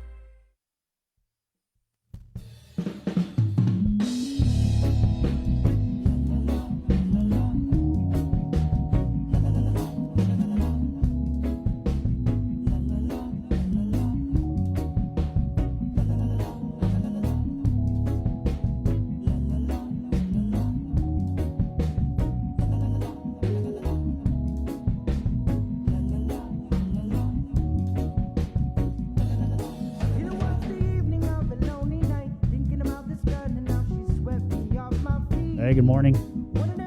Morning. Welcome back to the link. It's Monday, October 18th, 2021. Coming up, we'll do our 8 o'clock newscast with Jason Solis, in for Sabrina, who's out. My name's Chris, Jason, Joser, Link Fam, Facebook Live. Thank you, guys. We did have a comment here that I wanted to address from MJ Rydeb. Why are you wearing a face mask in the studio? Well, MJ, we're wearing a face mask in the studio because... Huh? Because we want to. Yeah, well, yeah. First of all. Because we want to. Ooh. Yeah, I mean, this isn't something that like our company or the law or somebody said to do. The four of us in this room, we made the conscious decision to do it of our own choice. Yeah, well, I mean, for me, it's a little simpler. It's that I don't know where Jason goes on the weekend. He's a ladies' man. He's probably, I mean... No, I go nowhere. This guy does a tour probably of like, he's probably got 6 ladies he checks and Saturdays. So I don't know where he I goes. don't know whose Twitter feeds you've been following. I don't know where he goes. I don't know where Joe Sir goes. I don't know where Sabrina goes. We don't have a big plexiglass bubble in this tiny studio. We can't adequately social distance, so we're taking that extra measure to keep ourselves safe, because I live with my mom. As do I. My mom's elderly, and I want to make sure that I don't bring something home to her. Joe Sir's got 2 young children. Even though she is fully vaccinated, we're seeing now even the fully vaccinated, especially if they're like my mom, they took the shot early on, their protection against COVID-19 is fading. So, yeah, MJ, thank you for your concern, but it is a personal choice that we make in here. There actually is a mask mandate in place for Guam that requires businesses to utilize face masks. And so that's why we get comments. I don't know if you were trying to be a smart aleck and asking that, MJ, but that's the real answer. We do get a lot of smart aleck comments on I don't our think feed. MJ was being a smart aleck. No. Because Yeah. I checked actually MJ's profile page on Facebook, and really good stuff. Right, yeah. Cute kids. I checked it out too. Yeah, and I always do that whenever someone leaves a comment about a face mask. Usually you click on it and it's like some crazy Trump people. You know what I was thinking over the weekend, though? You know how we have all these, the anti-vaxxers? And they're like, oh, I'm never taking the vaccine. The vaccine is evil. The vaccine doesn't work and everything like that. I feel like asking them, okay, what if the antidote came out today? Not the vaccine, not for warding it off. What if there was actually something you could take in pill form, a shot, a suppository? You could smell, whatever your fancy is, right? You had to go suppository, No. right? However it would be Okay, administered, guys. right? Okay, guys. And it would say, okay, let's play. What would you rather? Would you rather take a COVID cure that's a suppository, but it's like this big, or would you rather get 58 shots of COVID? Or have something shoved up your nose for the 900th time. Right? No, but if there was an antidote out, and you're an anti-vaxxer, would you take that? I'm serious. I'm not trying to incite snark. I'm just saying, would you take it if something came out and said, take this and you'll never get coronavirus? See, we kind of got different opinions on it, Jay, because you well, that's your opinion, right? And then my opinion is, like, if you don't want to take the vaccine, that's on you, but just make sure that you don't infringe on our safety and wear your mask and do all the social distancing. That's it. I'm not trying to twist anyone's arm. Can't twist your arm because we're trying to put the needle in it. So, yeah, good morning, guys. It's 8:06. That's why we are wearing masks in the studio. MJ, thank you for your support, and thanks for listening. Here's who's coming up, Dr. Ho Wen. We're also going to go to the NMI, where Tomas is standing by in the bright sun.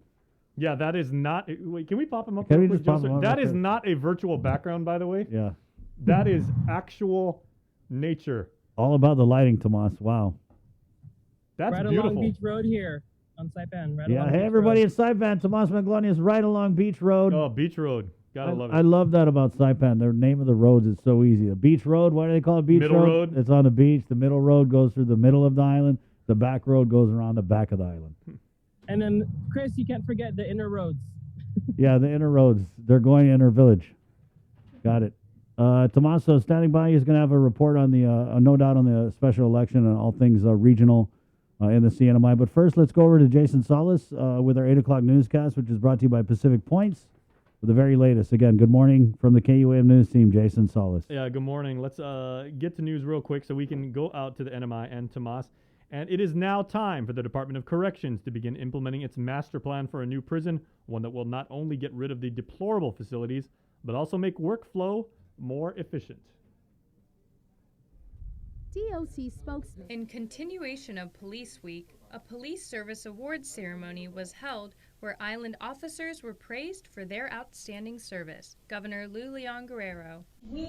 DOC spokesman Major Anton Uggan says Governor Lou Leon Guerrero's recent signing of Bill 153 into law is a huge step in the right direction. Once we start meeting and having this session, we'll probably have a better idea of how long this finance will take to put together the financial plan, and then all the other phases that comes after that. The new prison will be built in phases. The law sets aside $5 million a year to cover a lease-back deal with a contractor that would front the construction costs. But aside from money, there's the issue of manpower. The design of the new prison would consolidate housing units and be more efficient. It would also require 44% less manpower. Under our current facility structure design, it's manpower heavy. It requires a lot of officers to run it. and you know, and I've said it before, if we were to run this prison the way the policy requires us to run it, we would need over 350 officers. Currently, DOC barely has half that amount of officers, but are working to hire at least 19. Hopefully within the next few weeks we can bring them on board and start our academy. In the last 2 years or so we've hired quite a few number of officers.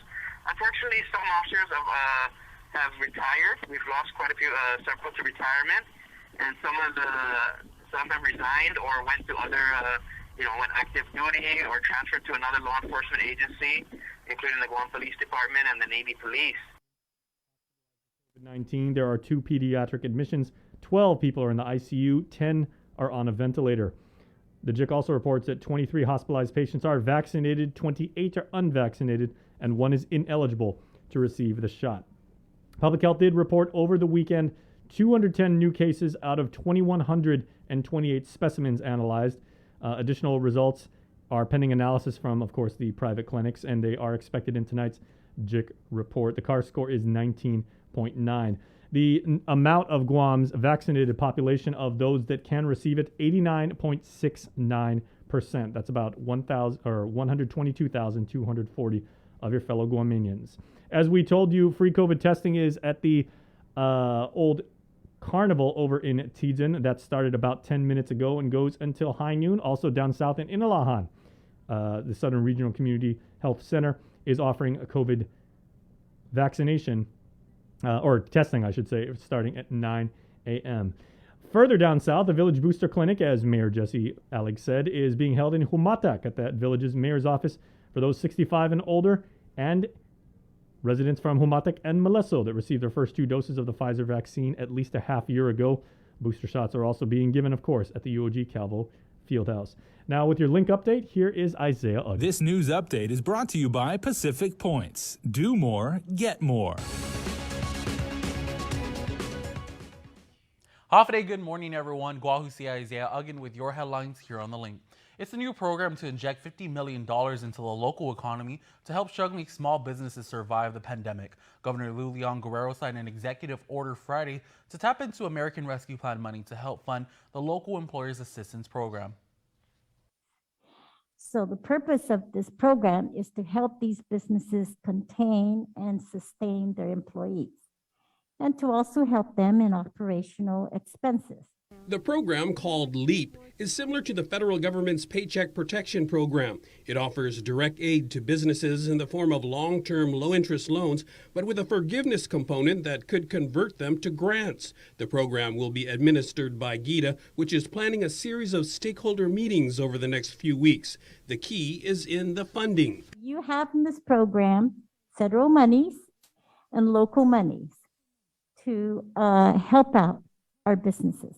$25 million will come from American Rescue Plan money. The other $25 million is to come from the general fund. But the legislature still has to pass an appropriation measure. Senator Amanda Shelton is a main sponsor. She says the money will come from the estimated $50 million in excess revenues collected over projections. So we know that this is a pretty secure funding source for us to use for this program.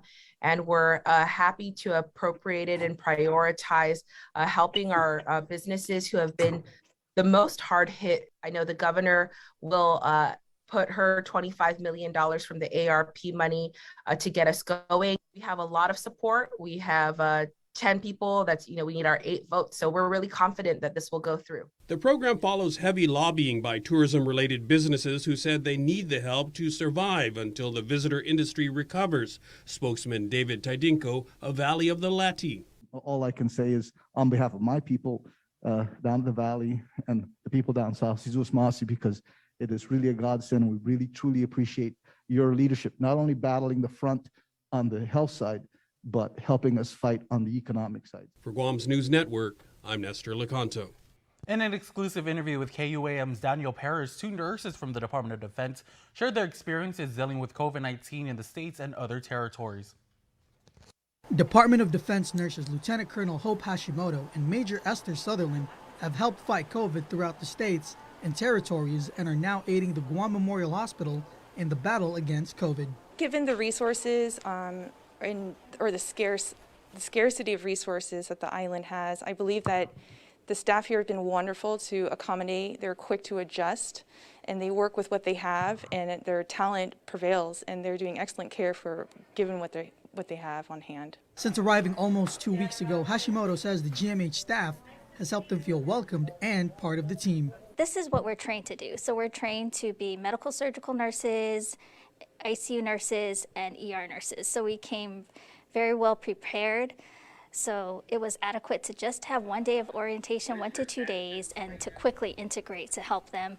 But they were more than willing to help us whenever we need assistance. Sutherland and Hashimoto spoke about why they continue to help with COVID despite knowing the risks. I'm from Guam, so being able to come back home and to support the people of Guam is very rewarding, and it's like a personal mission for me too. Trying to defeat COVID, I believe it's in everyone's best interest to continue to fight and stay well protected. This is what I love about nursing, especially ER nursing. Whether you're military, civilian, island or stateside, COVID's affecting everybody across the world. It's a pandemic. And so despite the dangers, it's a collective unified mission. It's a goal of all of ours to make sure that we're safe and doing the best we can to defeat COVID. The DoD nurses have a mission to help GMH for 30 days. According to GMH spokesperson May Habib, they have requested an extension for the nurses and is currently being reviewed. Daniel Perez reporting for Guam's News Network. Thanks, Daniel. The Guam Community College has reported 8 active COVID-19 cases among students and staff, according to Assistant Director of Communications and Promotions John De La Rosa.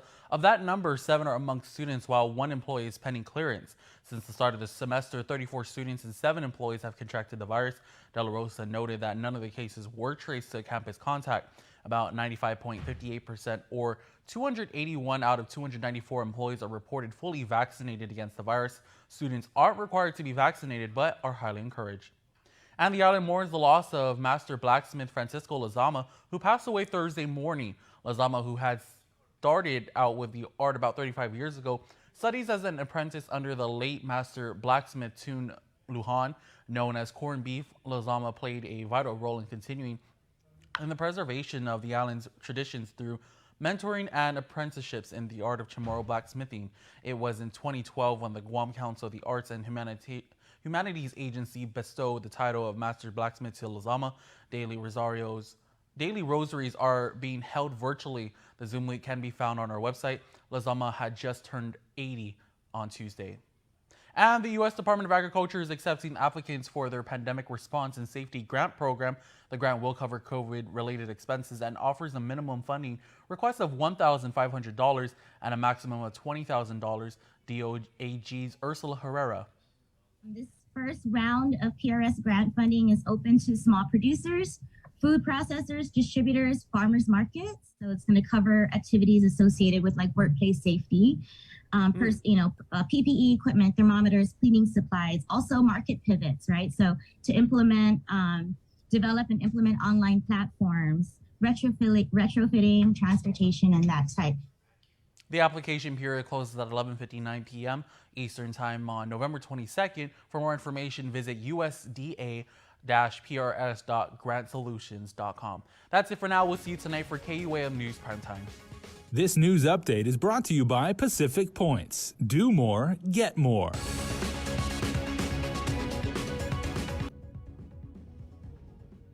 All right, and as promised, let's go out now to the CNMI where our Tomas Mangloni is standing by. Again, not a virtual background. It is actual Saipan weather on a gorgeous day up there in the northern Maniatas. Good morning, Tomas.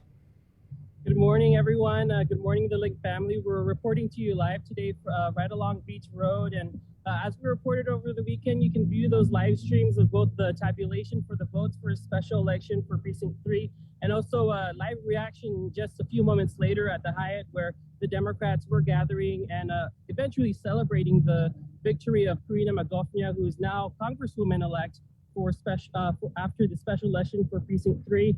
As we reported, Karina Magofnia getting 1,217 votes.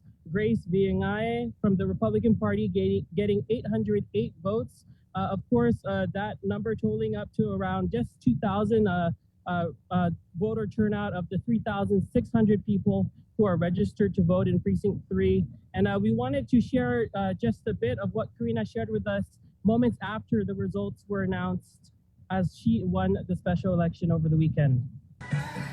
I wasn't surprised at all because I knew deep down in my heart that I put in 110% and I felt it, and something just told me that this is the result that's going to be, and the people have spoken. I did not win this. This is for the people. The people have won. The people have spoken. The people have confirmed the change that they wanted in the CNMI. So I am very, very grateful to the people of Precinct 3 and to every single supporter out there, whether you're from Precinct 3 or from Precinct 5 or whatever precinct you're from. And again, as we reported, Karina Magofnia did run for this seat about in the 2020 election and was just shy of about 34 votes of getting the 6th seat for Precinct 3. Of course, this particular seat, and the reason why the special election was held was after the unfortunate passing of the Honorable Ivan Blanco in the House of Representatives. We also wanted to share over the weekend the Republican candidate Grace Sablan Villae sharing a statement over online on her campaign's Facebook page. She writes in part, quote, "The greatest part about the day after an election is that the work of the people continues. I extend my congratulations to Karina for her election to serve as a representative for Precinct 3. Grace continues to say, it was a truly fulfilling experience to run in an election which fielded female candidates only. It was a moment in our history that further proves the glass ceiling has been broken." Again, that just a part of the statement that Grace Sablan Villae, who received 808 votes over the special election over the weekend, received. And I wanted to just switch gears a little bit and talk about COVID-19 news here in the CNMI. Over the weekend, there were reported 6 additional individuals confirmed positive for COVID-19, bringing the total count for the CNMI to 288. The Commonwealth Healthcare Corporation reporting that the individuals have been quarantined and are actively monitored, and that contact tracing for contacts with the highest risk of exposure has been initiated. Of course, these individuals identified through 5th-day testing and testing on arrival. It is important to note that most of the recent cases have been identified through travel. Of the 288 now total cases since March of last year, 36 were from the community and 252 were identified at the border through travel or 5th-day testing. And again, it's been more than 200 days since the last case of community transmission. And Chris, Bree, Jason, and Joser, as always, will have today's daily question posted at 10 a.m. And if you missed that, we'll be on primetime, and we'll have a live update as well on primetime tonight on the news. Thanks for tuning in. All right, thanks so much, Tomas. Good weather, good news up there, and congratulations to the winner of the District 3 winner in the CNMI, Miss Magofnia. We wish her the very best. Let's go back to local news now, where Uncle King Conception has today's Chamorro News Update. Buenas na updates to get sunod gitunod sa morgan ni KUAM News. Presenta ni Familian Mizo gi First Hawaiian Bank. Guam Community College may report 8 na kausang COVID entre todo estudantes na empleo ni Mangayi Guihi. Segundo na Direktor ng Komunikasyon si John De La Rosa, asangad na gyado na kantidad 7 sa estudantes sa unua na empleo sa estanan ng Kaparoma Clear. Desde nito unang semester, 34 na estudantes ang 7 na empleo sa maninadin ni COVID-19. Ilinga si De La Rosa na taza Guihi na kausa matrace tati di campus GCC na contact. Kasi 95.58% pa 261 gi 294 po todo na empleo sa estaban mabakuna ni Cabales gi GCC. Universidad Guam sa report loki 8 na kausang COVID Guihi entre estudantes at empleo desde dia 1 de Oktubre. Según ito niya dashboard na manahuhusang kada semana, 5 na kausa sa estudantes at 3 sa empleo ni UOG. Taza Guihi Mangayi gi campus UOG sa kumikalingadzo na San Mapod no fadatmi COVID-19 gi después. Desde enero na mes ma-report ni UOG 66 na kausang COVID. Mas asunto, kena 2 milyon pesos ang salapi para foto mga guahan para ma-rekla di brown tree snake. Adyo na salapi sa gini U.S. Department of the Interior Insular Affairs. Para resibi salapi sa Guam Power Authority, Guam Department of Agriculture, dan United States Department of Agriculture para mazuda po no fati kulep lagwati gi Cocos Island. Imapos na mes ma-resibi ng Regat Insular Siha 1.7 milyon pesos para reglamentun 8 siha na klaseng gaga. Yuto mo nasunto para paguna Lunes gin ni KUAM News gifinut sa Moru, manugang isla pwede finaytay Francisco Lizama gimapos na Webes. Si Lizama ni Maestro Herrero sa 80 anos de edad niya na matay. Hatutunit sa Herrero, 35 anos na tempo tati, jarpente si defunto Maestro Herrero, Jag Lujan. Si Lizama ni mafanana ang corn beef, sa December bugi si Sonia pero continue prinitahin ni tradisyon ni Zamoro, entry mamanagwi zan tineniki Arten Herrero ng Zamoro. Idos meet dosin nasakan, na Guam Council of the Arts and Humanities Agency, manay si Lizama titulon Master Blacksmith. Ilisado sa matataytay karya dia gi Zoom na manera, da sinon soday link izo ni KUAM na website. Nasa sa tinatutod gin ni KUAM so umahanaw zung para familiar niya tani manggatsong niya si Lizama. Para Guam News Network, Bausikin Conception. Yasuto ifinut sa Moru sa presenta sa ninafatto ni Familian Mizo gi First Hawaiian Bank. Say hello to the First Hawaiian Bank mobile app, where you get smart insights into your finances so you can make smart decisions with your money. With a daily personalized feed, you can compare your monthly income to spending. That's better. Discover where your money is actually going. You might be surprised. See what's essential and what isn't. The more you use the app, the smarter it gets. With insights from the First Hawaiian Bank mobile app, it all starts with yes. All right, everybody, as you found out last week, it was a National School Lunch Week, and the legislature recognized the hard work the school cooks do and all the other people intimately involved with food preparation and distribution, feeding millions of children during school days across the country and right here at home. Resolution 191-36 was introduced by Legislative Education Chairperson Senator Talina Nelson, recognizing the Guam Department of Education cafeteria staff, the Food and Nutrition Services Management Division, and the Child Nutrition Program on the celebration of National School Lunch Week 2021. October 10th through the 16th of this year is designated as National School Lunch Week by President Joe Biden, and the first NSLW was observed in 1962 when it was embodied by President John F. Kennedy. Senator Amanda Shelton presented the resolution on behalf of Senator Nelson, commending the Food Service Management Company for exhibiting outstanding performance in accommodating Guam's public school students with food support to prevent hunger during the school closures caused by the COVID-19 pandemic. The National School Lunch Program was created to promote the importance of a healthy school lunch in a child's life and the impact it has inside and outside of the classroom, with the NSLP serving healthy meals to approximately 30 million students every school day. During the presentation, Senator Shelton pointed out that the food service workers on the front lines with nurses, doctors, among others, serving nutritionally balanced meals through the GDOE's Grab and Go Meal Program to public school students across the island. When the Guam Department of Education schools were initially shut down because of the COVID-19 pandemic, the Food and Nutrition Services Management Division, the Child Nutrition Program, and the cafeteria staff and the Food Service Management Company employees were our frontline heroes as they reported to work and prepared nutritious meals for Guam school students during the summer of 2020. The nutrition staff overcame obstacles such as fear and anxiety, as well as other challenges during the COVID-19 pandemic. And they learned how to acclimate themselves to the expectations beyond their normal operations to meet the demands of the community. And although they faced significant setbacks, they persevered and they carried out their responsibilities and shifted their energy and efforts to ensure that Guam's students and the community were fed, as they were a key part of Guam's community response to the pandemic.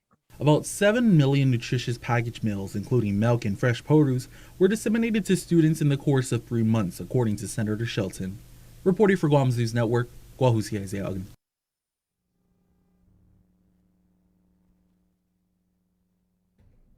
So we were telling you about a story we read generating some really interesting feedback from you on social media about an expectant mother on Guam that decided to move to Saipan for a safer birth and birth circumstances under the COVID-19 pandemic.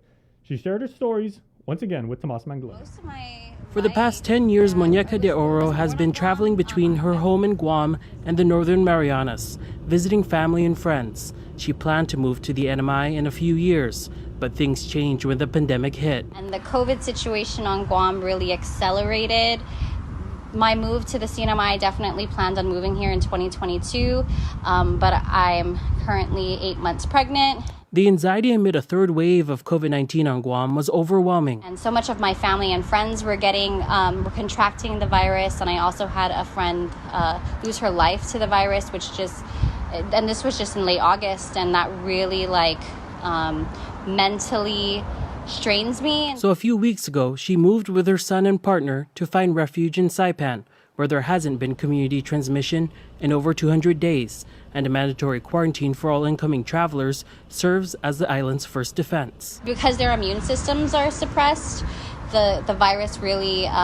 impacts pregnant women at a harder rate, and that just really scared me. Pregnant women face different challenges in this pandemic, and it's two different worlds when it comes to COVID-19 in Guam and in the NMI. Reading some reports and reading some other things around the vaccination and pregnancy, and also just hearing from my doctor, I knew that it was the best move for me and for the health. I live with my mom, who's high risk, and I see my grandmother a lot, so I knew that getting vaccinated was important. And the opportunity to work remotely has meant a chance to breathe easier and work on projects that connect the region. Meanwhile, she says there are many lessons that need to be learned in this pandemic, as she's heard other expectant mothers face challenges of their own on Guam. One of the things that I find completely problematic on Guam is the lack of quarantine for travelers. The biggest incidences have always been when there's a military ship that comes in that has COVID, and there's pretty much no restrictions on what on their movement. Still, with a baby on the way, she remains hopeful that lessons learned will mean more lives can be lived. Tomas Manglotnya for KUAM News on Saipan. All right, thanks once again, Tomas. Well, as we've been telling you, Refresh Guam is the island's newest digital hub. Check them out on Instagram and Facebook, or if you're like one of the cool kids, on IG and FB. They've got truly local content and daily giveaways. Refresh Guam, truly local. Celebrate National Pizza Month with the Pepsi Ultimate Pizza Trivia Challenge. All you have to do is listen to the link during the month of October, and when prompted, call 671-637-0094 with the answer to the Pepsi Ultimate Pizza Trivia Challenge. Winner will receive a gift certificate from our participating pizza parlors and a 12-pack of Pepsi, brought to you locally by Pepsi. Uno Mixed. We're mixing it up on the last Thursday of every month with a look at lifestyle, entertainment, food, and so much more on the stations, networks, and digital platforms of KUAM Communications. Uno Mixed is presented to you by Docomo Pacific, Better Together, and Pepsi. Join KUAM every Wednesday on Primetime for Inside Business. It's our new weekly segment featuring the struggle of Guam's businesses during this global pandemic. We'll hear from industry leaders about the difficult decisions they were forced to make to implement cutoffs, layoffs, and shorten hours just to survive. It's the other side effect of COVID, the island's economic crisis. We'll also feature new businesses that managed to open and thrive during these challenging times. It's Inside Business every Wednesday on KUAM News Primetime.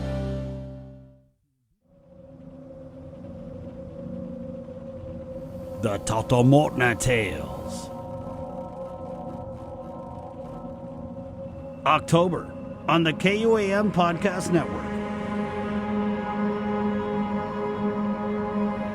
This holiday season, we're once again bringing together the island's largest array of local vendors for a special innovative way for you to shop, broadcast, and go digital with Team KUAM. Join us on Sunday, November 28th for the annual Christmas Pops Virtual Holiday Market at 12 noon on KUAM TV8 and the KUAM News Facebook page, plus additional show times through December 11th. We'll also be featuring vendors daily with posts with QR codes and links on our social media pages beginning Monday, November 29th, and hosting an exclusive Christmas Pops website for your one-stop shopping. It's a safe and convenient way for you to shop local this holiday season. To reserve your spot, email promotions@kuam.com today. Virtual space is limited.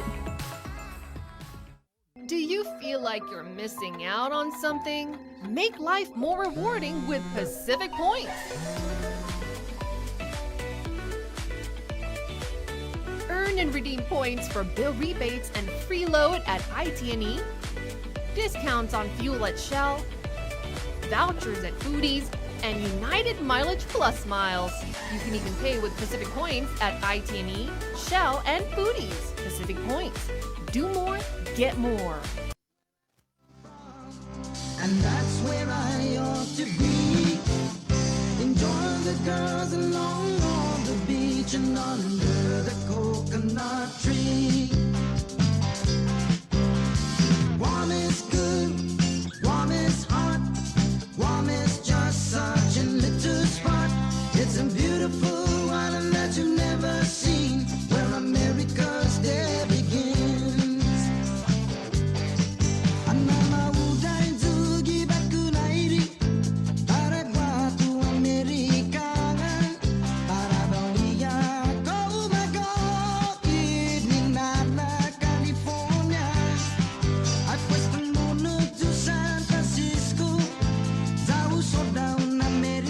All right, good morning. Welcome back to The Link. Pacific Points, Cabo Enterprises, ITD, and Jack in the Box. Let's go in and bring on our house doctor, Dr. Hoa Wen, our COVID consultant, if you will. There's a former chair of the Physicians Advisory Group. Good morning, Doc. Thanks for joining us. Good morning, guys. The doctor is in. And Doc, just looking at the numbers over the last week, I know we last spoke about a week ago. We are seeing lower case counts, but with the positivity rate still pretty high. But what's your take on what you've seen over the last few days? I think that we're going to go up and down probably the next few weeks. So I know that we have a lower number now in the past day or two, but I think it might bounce up a little bit more before it's coming back down. So we really can't predict this one so far. You know, like I said, with we are so far kind of different than the state, so it's kind of hard to predict. It's going to go in the downward trend, or we're going to plateau for a little while before we go back down. Doc, what about this physician's advisory that come out relative to the MIS-C? We did hear that there were a couple pediatric admissions. What are you seeing or hearing, or what are parents saying at the clinic level? You know, the parents are worried. You know, I always tell the parents before is that really the overwhelming majority of kids, they don't get in trouble at the time that they get the infection. But what we're looking for is the symptom they will have several weeks after infection resolve. So that's what we're looking for. And you know, when it takes us this far down the road to get 2 or 3 cases in the hospital, but as the number of the peds that turn positive coming up, we will have to really look forward to see if make sure the physician kind of aware of the syndrome and identify them in the future, because there's the more positive in the children, the more likely that we will have an increase in number of the MIS-C in the next few months. What did you make, Doc? There was a town hall presentation with public health relative to this physician's advisory that was sent out, and it was revealed that we don't have any treatment for this on island.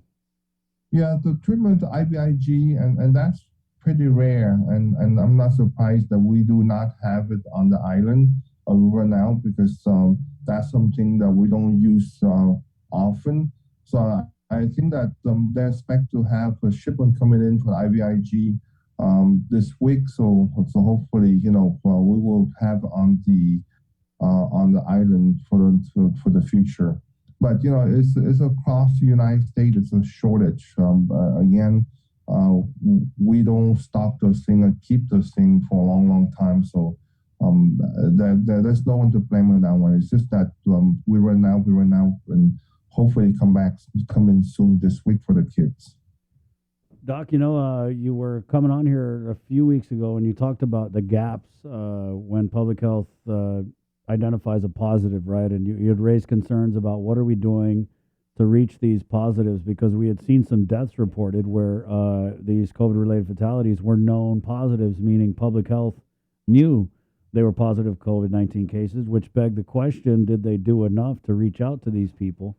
That's been a few weeks, right? And we're starting to see the DOAs kind of tail off a little bit. Are you now satisfied with the effort public health's making? What have you heard in terms of them reaching the positive cases and in terms of them getting those positives to do the Regeneron or RegenCo treatments?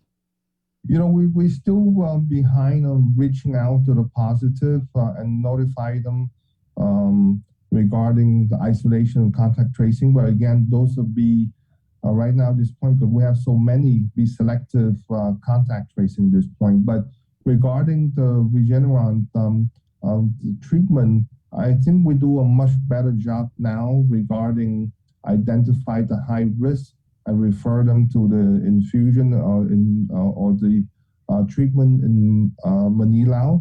So I think we do much better. We still have a few places that do testing and still not refer patient to the center yet. But I think that they are working on them to make sure that those places identify the high risk and refer them to infusion center.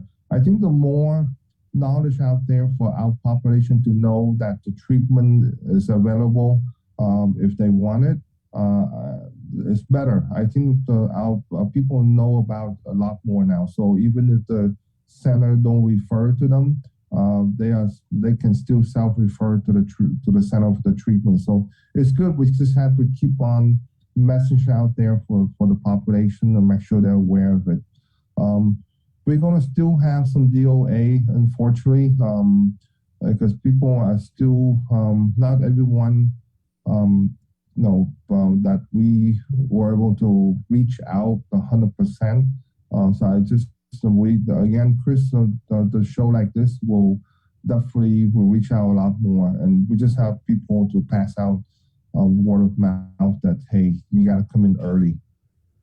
Yeah, that's always been a struggle, is trying to get not just the right messaging, but to be consistent with that messaging, yes. Doc. And so you're saying that we should still be telling people, don't wait until it's too late. Yes, definitely. And I tell you, with the message out there, I'm glad that Dr. Ann did her number, and as it showed, just like we expected, the vaccine are weaning off, and right now the average was 4.5 months, so that's a lot shorter than we thought.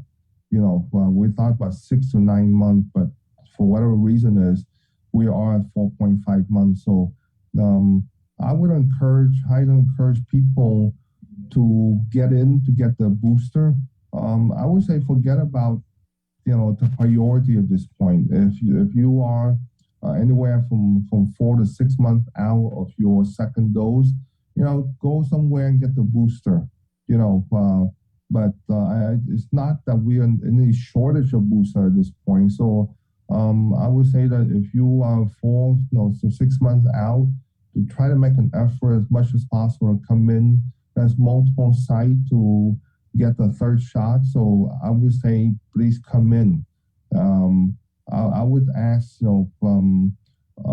the site that do the booster to kind of relax the criteria and let people have the booster if they need to be, if they want, if they 4 to 6 months out, because like I say, the data they have right now is about 4.5, so 4.5 months.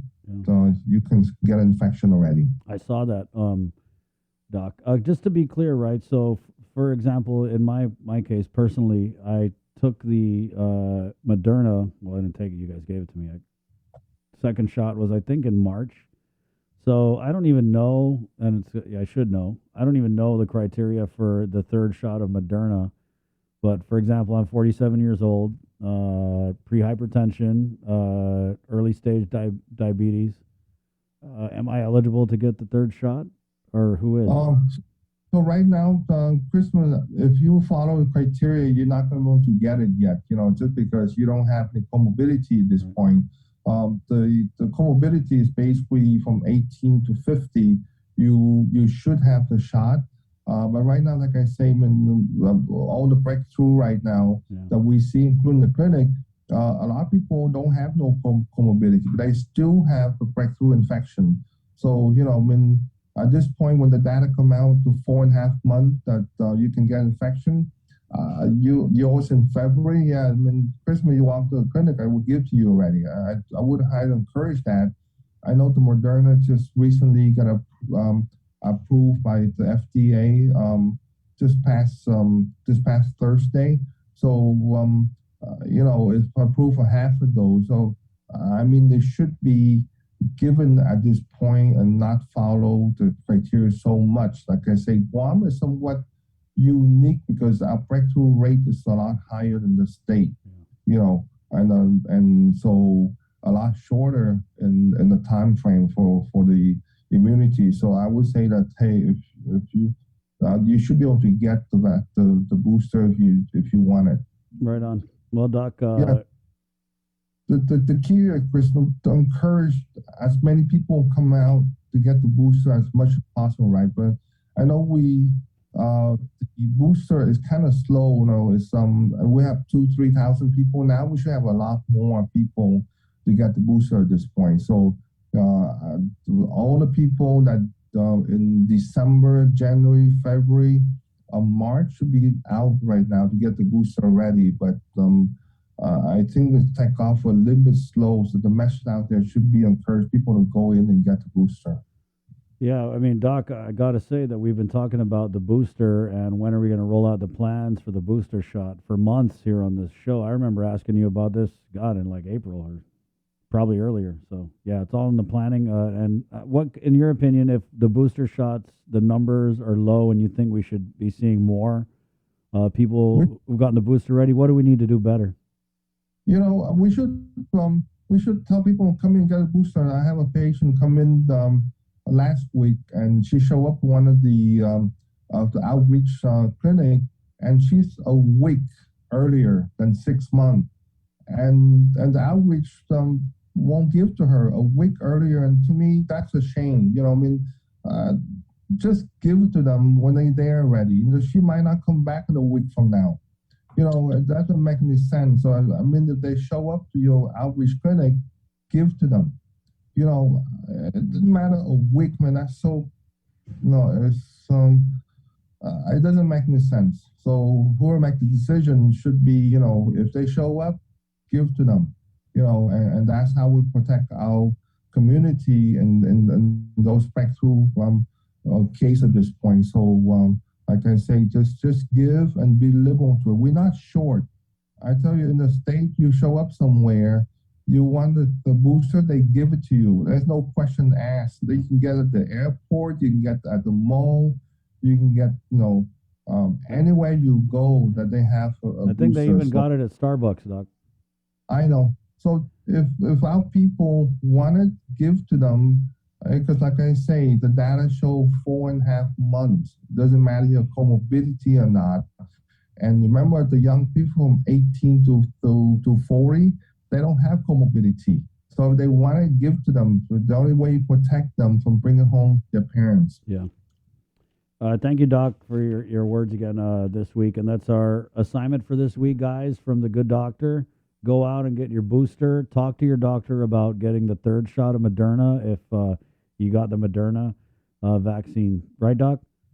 And yes, that's exactly. And Chris, for the parents to think ahead of time, you know, FDA going to meet at the end of this month on the 5 to 11, and most likely they will approve the shot from 5 to 11 for Pfizer. I would encourage the parents that have kids 5 to 11 to get the shot. Thank you, Doc. Okay. Appreciate it. There you go, Doctor. You too, Doc. Always. Dr. Ho Wen of the American Medical Center is also the former Physicians Advisory Group chairman. He advised the governor throughout, well, I want to say about 80% of this pandemic before leaving his post over what he called political interference. So we're always grateful to get him on, especially if we can't get the doctors from the PAG on, who I don't know if I'm messaging the right number. I would check that. 848. Jason Salas, we're going to do Work Week Weather brought to you by Docomo Pacific. But first, we did have a question here from Linda about booster shot availability. Jason Solis. Yeah, so you may have heard Mayor's Council of Guam President Mayor Jesse Allig earlier in the show saying that there is a village booster clinic being held today at the Humatec Mayor's office down south for people that are 65 years and older from the villages of Humatec and Malesso that received their first 2 doses of the Pfizer vaccine at least 6 months ago. So those being the key elements, right? If you are from Humatec or Malesso, if you are 65 and older, and you already received the first 2 doses of Pfizer at least 6 months ago, you do qualify. So head down south. Booster shots are also being given at the UOG Calvo Fieldhouse from 11 a.m. till 5 p.m. What you want to do for the UOG booster shots is go to tinyurl.com/vaxguam. That's tinyurl.com/vaxguam, and you can book a appointment. The guard will really take care of you. Trust me, everybody. They really have got this thing figured out. So make an appointment. It is the easier thing. You get in, you get out, you get on with the rest of your day. All right, and now let's get on with the rest of our day weather-wise as Jason Solis joins Paul Stanko for the National Weather Service for Work Week Weather, brought to you on this Monday by Docomo Pacific. Yeah, Hafaday, thanks so much. And Hafaday, Paul, good to see you guys over there at the NWS working hard as normal. Paul, the weather was kind of... I guess alpha and omega this past weekend and everything like that. You know, really, really rainy in the morning and everything, so it kind of ruined my plans to mow the lawn. And then in the afternoon, perfect weather to go outside and exercise. Yeah, sort of got a little of everything in the past week, and there's going to be more wet season to come this week. All right, so what have you got for us? I got your slides all queued up, so we're ready to roll. Okay, well, it's going to look a lot better for the next few hours. Then we're going to have a repeat of the island convection of yesterday, we're believing. So lots of sunlight coming down right now, and it's looking right for it. So the afternoon is going to be thundery. And then for starting tonight and tomorrow, we have a trough of the trade winds moving in. That's going to bring some more rain and showers. Now, those are not island related, so it's going to hit everyone, Guam, Rototina, and Saipan, whereas the island related convection is going to focus mainly on us. So that seems like a fairly large trough, Paul, because if you said it goes over the entire Marianas, that's maybe like a span of 130 miles or so from tip to tip? Yeah. Let me see if I can show you our satellite image real quick, if this will display here. I guess I can't flip my camera on Zoom. Oh, just right. Yeah, or there you go. That'll work too. So here's Guam, and here's Saipan right here. And this big area of clouds is the trough that's going to head. So it's actually significantly bigger than just the Marianas. So in terms of intensity, when you say, like there's expected rainstorms and maybe some thunder if it gets to that point and everything like that, how much rain are we looking at? Is it going to be like one of those big sun showers that just hits us for like 10 minutes and then everything goes back to, hot and humid? Or are we looking at, like the entire afternoon should be rainy? Well, the island convection is in a few little areas. It could dump a lot of rain, 2 or 3 inches, pretty easy. It's only going to be in a few areas, though. If you're not in one of those areas, you'll just think, well, it's a little bit cloudy. Mm-hmm. Are we expecting possible flooding conditions for our friends like down in the low-lying areas, like the lower sides of mountains, like down in the south? That'd be possible, especially if the island convection sets up in the southern half of the island. And until it sets up, you don't know exactly where it's going to happen. Okay. Looking at the seas and surf, I know Landon every once in a while says, there may be rip currents when these troughs tend to, pass by our part of the world and everything like that. How relatively calm or, increasingly dangerous are you expecting the seas to be? Well, the seas are not looking like a big deal because there's not a whole lot of wind with this trough. And we're still going to have a moderate risk of rip currents, but just moderate. It's not going to go high and way up into the hazardous surf range. All right. And then through the rest of the week, I'm looking at your slides right now. kind of expected to be somewhat of a rainy week, heading all the way until the end of the work week. Is that right? Yes, with that big trough getting ready to move toward us. I mean, you saw a bit of how big the clouds were, and there's quite a bit of rain under that. All right, man. Well, troughs certainly are nothing to take lightly. This is one of many ways that Mother Nature can manifest herself and, potentially bring nasty weather our way. Trough is also one of those words that if you spell it right in Scrabble, you get like a triple word score and you wind up blowing everybody off because everyone can say it, no one can spell it right. That's right, because you start to think, doesn't that have an F in it? How many Fs? No. Well, you could always fudge that and get away with it. But well, Paul, we appreciate you and your colleagues there at the NWS always hustling for us and everything like that. And thanks for the information. We appreciate it. You bet. And tropical cyclones are taking a vacation this week. Yay! Hey, that's good news. way to end on a positive note. So thanks so much, Paul. You bet, Jason. Have a great day. All right, likewise, man. Paul Stanko and his crew at the National Weather Service. Please stay tuned, everybody. We are talking about the local employment assistance program, something that you need to know if you are in the private sector. We got some learned experts from our island's private sector, and they are coming up to discuss this next. See what's on TV tonight with schedules, network news and notes, local promotions and giveaways on KYM Communications social media pages. Like and follow us on Facebook or Instagram now for all the latest and never miss out. Catch Sports Link on the KUAM News Morning Show, The Link, every Friday for the latest sports news, game schedules, athlete profiles, and more. Sports Link airs every Friday across the multi-platforms of KUAM. Tune in to the broadcast on Breeze 93.9 FM, on KUAM TV 11, live stream through the KUAM News Facebook page, or view highlights on YouTube, KUAM News Facebook, and Instagram page. Sports Link is brought to you by Marianas Irrigation and Landscape.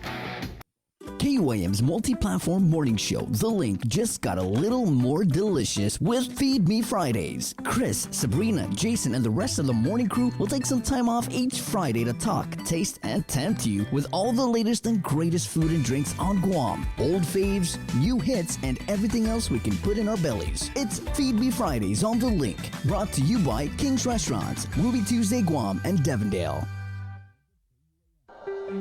Join KUAM every Wednesday on Primetime for Inside Business. It's our new weekly segment featuring the struggle of Guam's businesses during this global pandemic. We'll hear from industry leaders about the difficult decisions they were forced to make to implement cutoffs, layoffs, and shorten hours just to survive. It's the other side effect of COVID, the island's economic crisis. We'll also feature new businesses that managed to open and thrive during these challenging times. It's Inside Business every Wednesday on KUAM News Primetime. Say hello to the First Hawaiian Bank mobile app, where you get smart insights into your finances so you can make smart decisions with your money. With a daily personalized feed, you can compare your monthly income to spending. That's better. Discover where your money is actually going. You might be surprised. See what's essential and what isn't. The more you use the app, the smarter it gets. With insights from the First Hawaiian Bank mobile app, it all starts with yes. GU Self-Storage, conveniently located near the Harmon McDonald's. We offer affordable rates, online payments, and auto bill pay for your convenience. Plus gate access daily from 6 a.m. to 9 p.m. Call us today at 648-7867 for more information.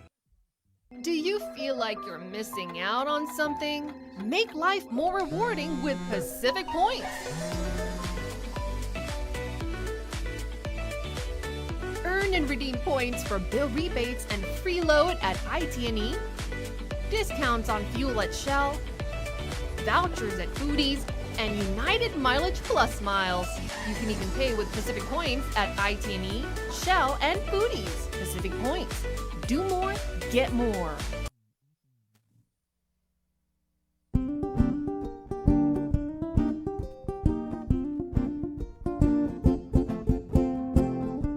It seems like that nobody knows war is upon us all. Enemies approaching below. Few of them are creeping down the hall. I open fire. I think I got one down. Open fire.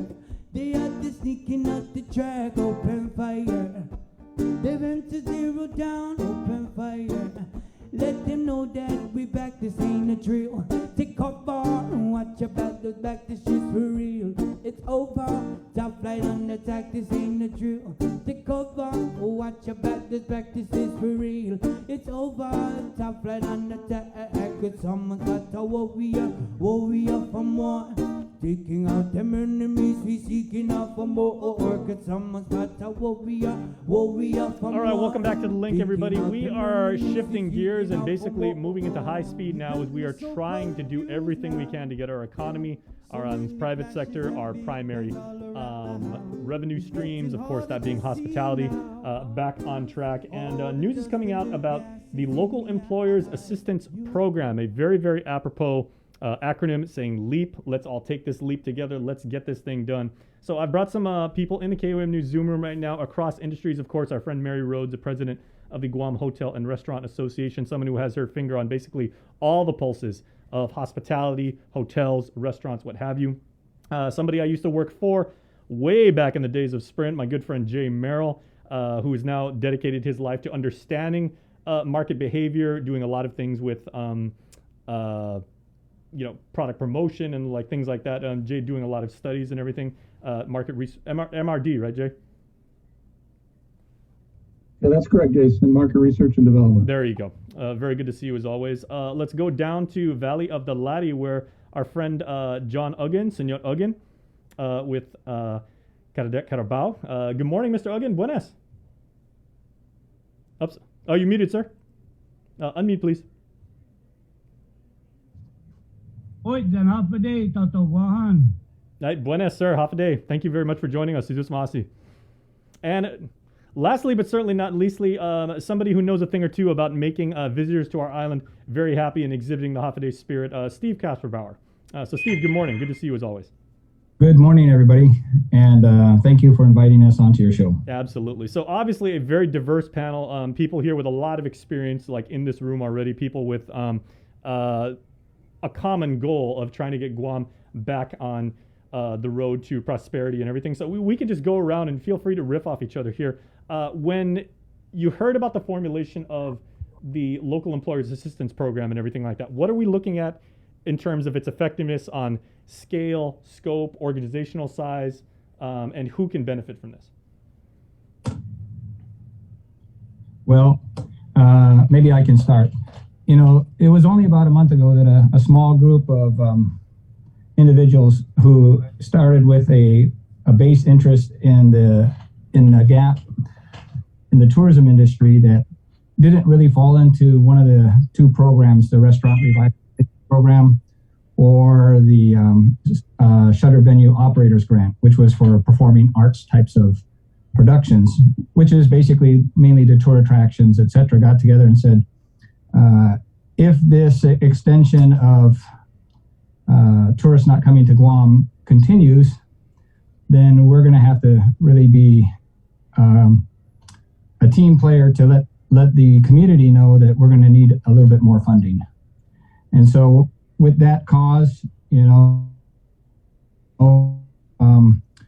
we worked together and advocated with the groups, whether it was Chamber or GHRA or the legislature, Chair of Tourism, Amanda Shelton, with the governor's office.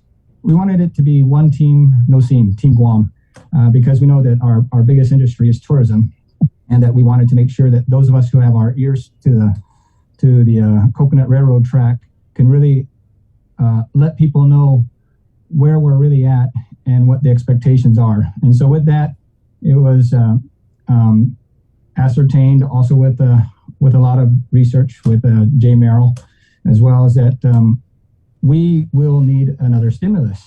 And so the group got together to seek bipartisan, I'm not talking in the politics, but bipartisan amongst our businesses, a way to all get together and agree that we need to make this a single focus program to recommend in concept. But the concept was taken by the administration and those who are also supporting the legislature and turned it into the local employment assistance program, which was fantastic. And I just want to just say it's really awesome to be on Guam.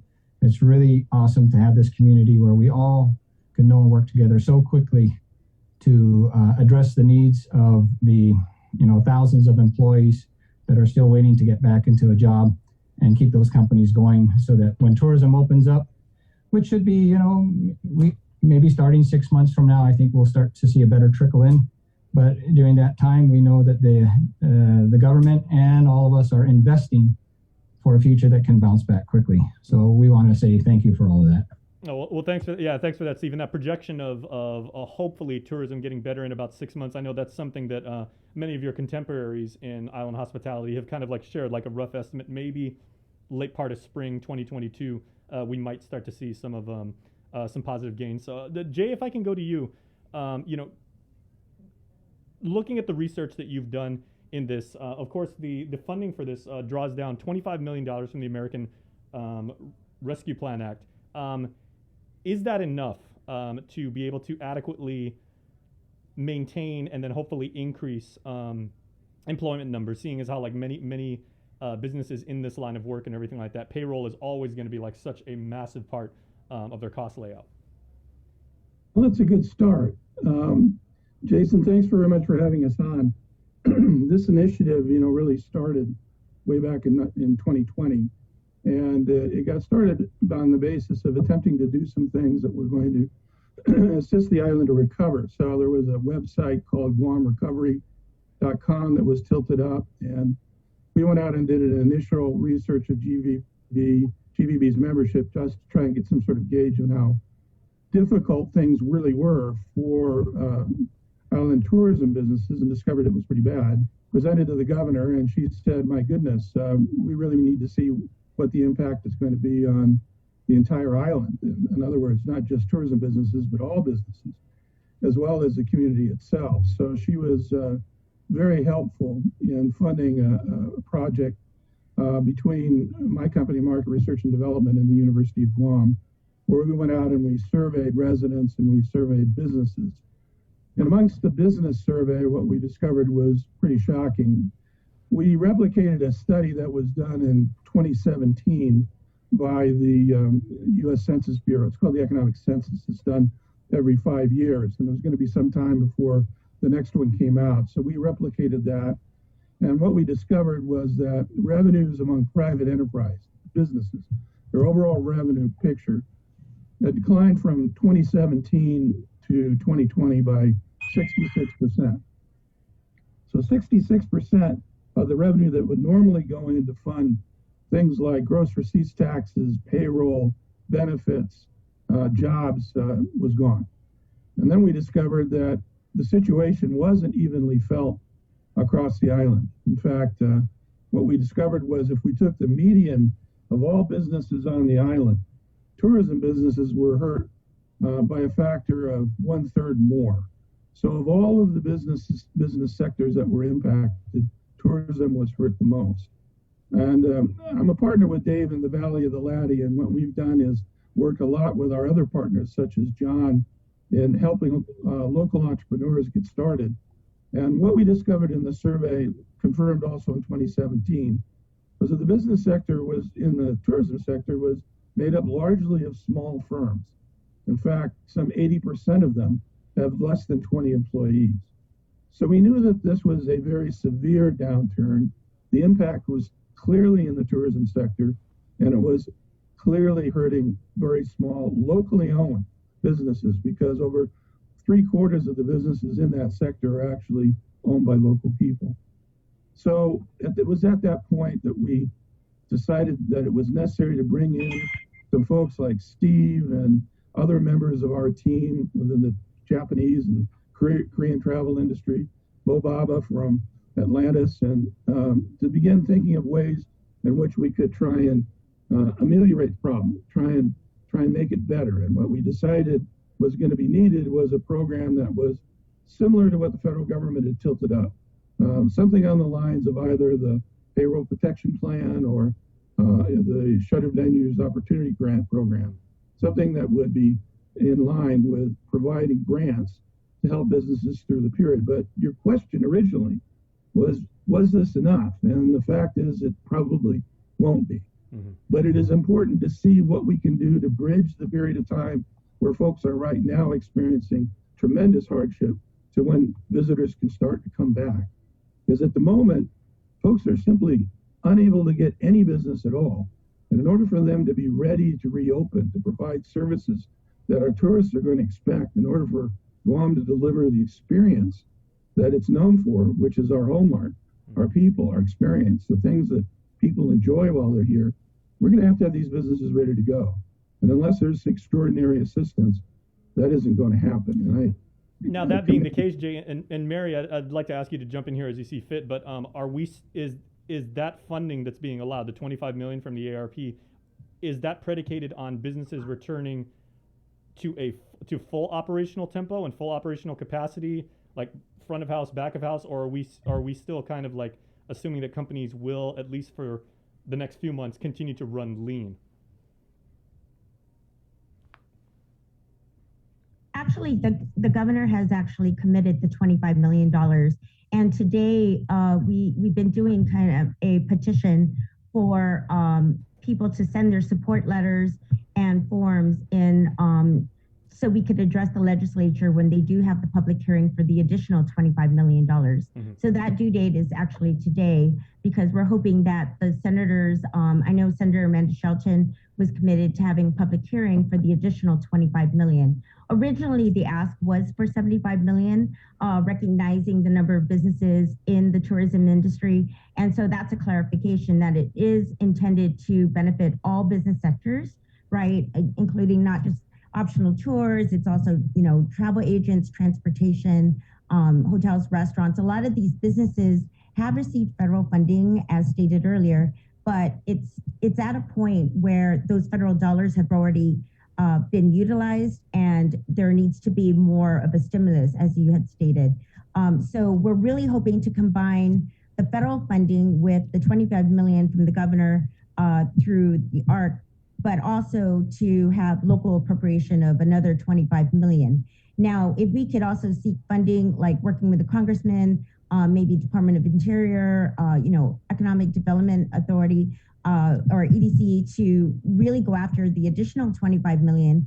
I think the intent here is to create kind of a bridge for these businesses to get through the next year, right? The next six months to a year.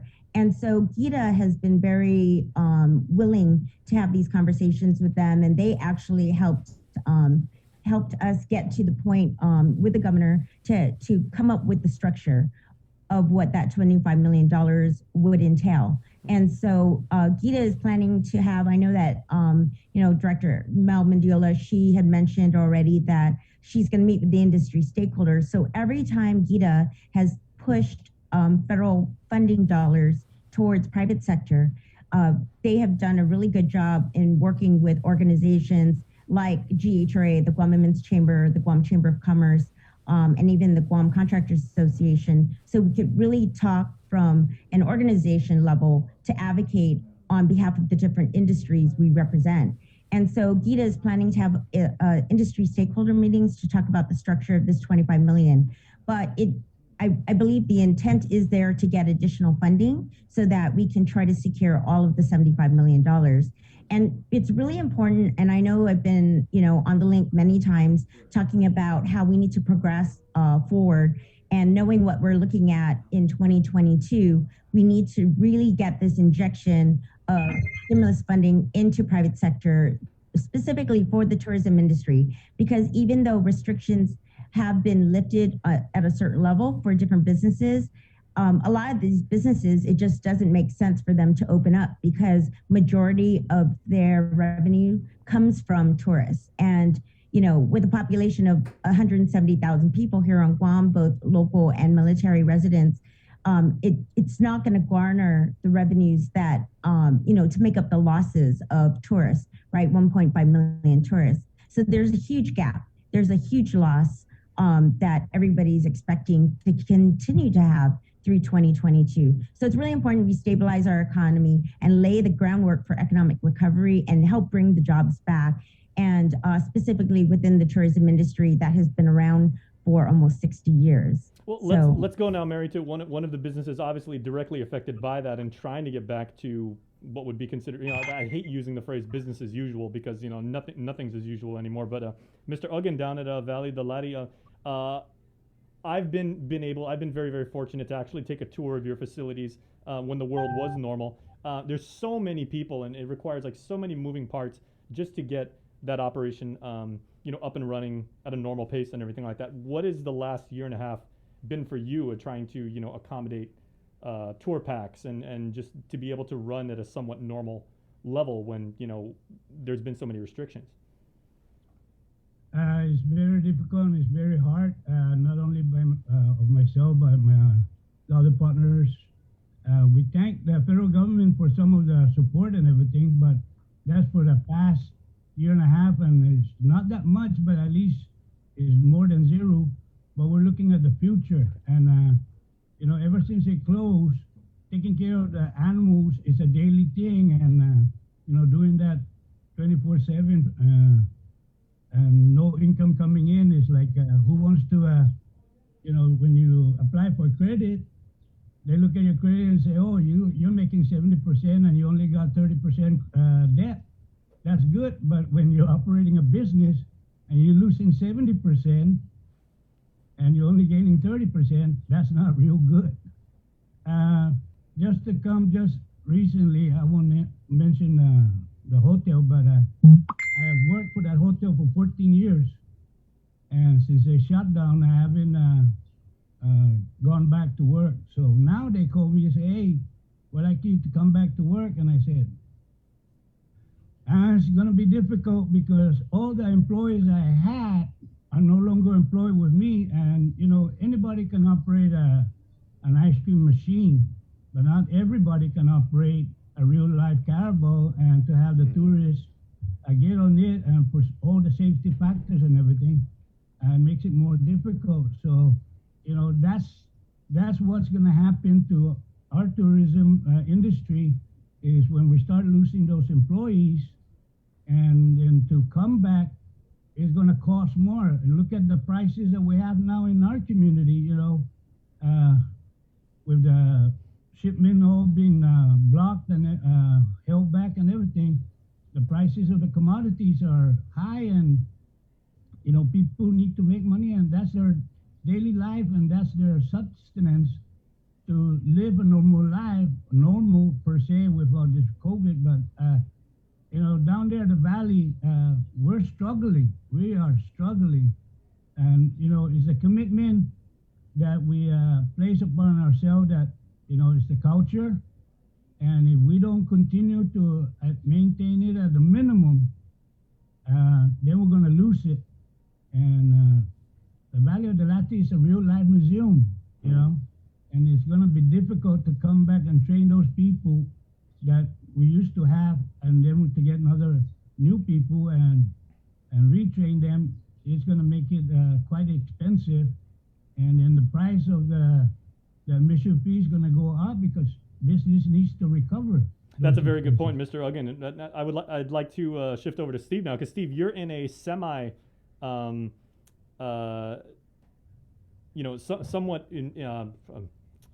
similar. That's the word I'm looking for. Semi-similar line of business, because at Alupang Beach Club, you guys rely on appointments and these tour packs that you have, and you've got employees that you've been able to train and be familiar with, the workflow and like things like that and everything like that. So as long as I've known you, you've always been someone who's really good at being creative when things get tough. But how have you actually had to kind of manipulate and navigate these waters and everything like that with things uncertain from day to day? I appreciate the question, and I can maybe say that this example that I'll give you common to almost all of the tour attractions that are currently not open at the time. So obviously, if we were contemplating opening in a bit degree, but we were monitoring, and local reservations would be 2 or 4 a day, maybe a few on the weekend. So as Jay was mentioning, it's just cost prohibitive to open and have a plan that you're going to make it to the finish line right now. So how have we been able to survive? Well, actually, what we've been able to do is live off of all that we've saved over the last 35 years.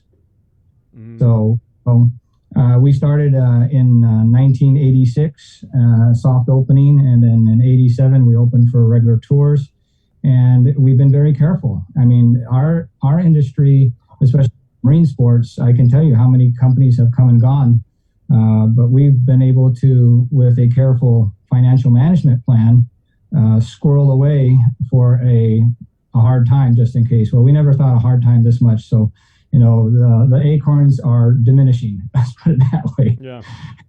And so 35 years of being careful is paid off in a sense that we're holding on, as well as some others, but unfortunately others have not. And it still wouldn't have been possible without the government assistance, and especially with the program that's coming up now with the LEAP program and what's going to happen with the legislature. What we're anticipating is, I still have a strong faith that Team Guam is going to pull through.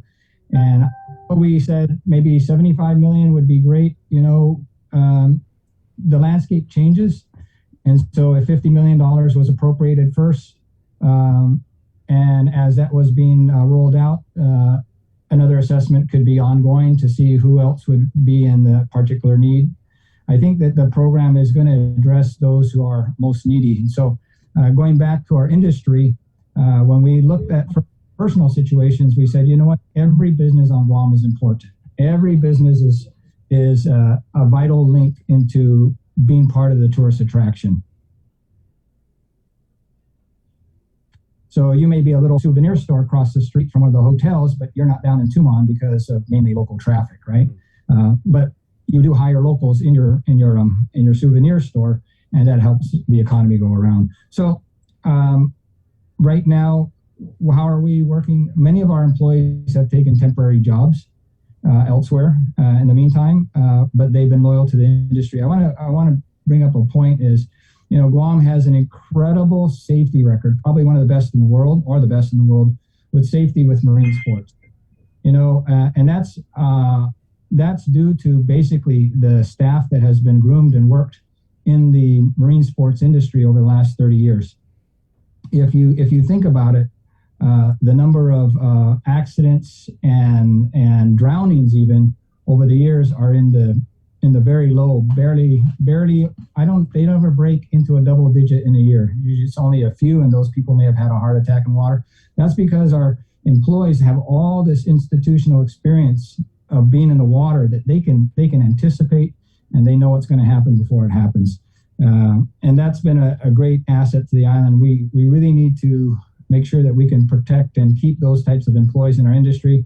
As John was saying, that it's going to be hard to train somebody new who didn't come up with that kind of background that it became instinctive. And so we're just really optimistic still, because throughout this whole process, Guam has been a very, I would say, we have our different opinions, but I think we've been united as Team Guam, and we've come a long way, especially with this program that has evolved in 30 days. I want to also thank GVB, who really put together a seminar with us to hear what we wanted to say as advocates for everyone. We weren't tied to a particular organization, etc. We just were citizens at large at first, who wanted to work through the organizations that we have, whether it's GHRA, GVB, Chamber of Commerce, to get their opinions. But in reality, we all knew together that we wanted to be very nonpartisan and just laser focused on having something to come through. And I think that everybody held on to that this item was something that was singularly important, although there may be other things. And I just really appreciate the warp speed that it was understood and put together and is now funded. It's just really a glimmer of hope. This may sound kind of goofy, but I like silly movies, and I like Dumb and Dumber, And the reason why I put that up there is when he asked what are the chances with the young lady, she said 1 in a million. Yep. And that was enough for him to hold on to that glimmer of hope. Now we have a much better chance than that. And so I really, really, really thank Team Guam, everybody. 1 in a million is still a probability that it may happen. So I mean, there is that optimism that you can cling on to. So maybe let's wrap up by bringing on Mary and Jay one more time. From a macro perspective, guys, Jay has even said, it's a good start. This is something we can work with. Mary was even saying, like 75 million was the original ask. You basically got a third of that. I mean, that's not great, but it is something, we'll take what we can get, hopefully. And then now that you said Senator Shelton introduced that other bill that will provide another 25, so that brings it up to 50. Where do we go from here, and how do we implement this, and how do we get started? Oops, you're muted, Jay.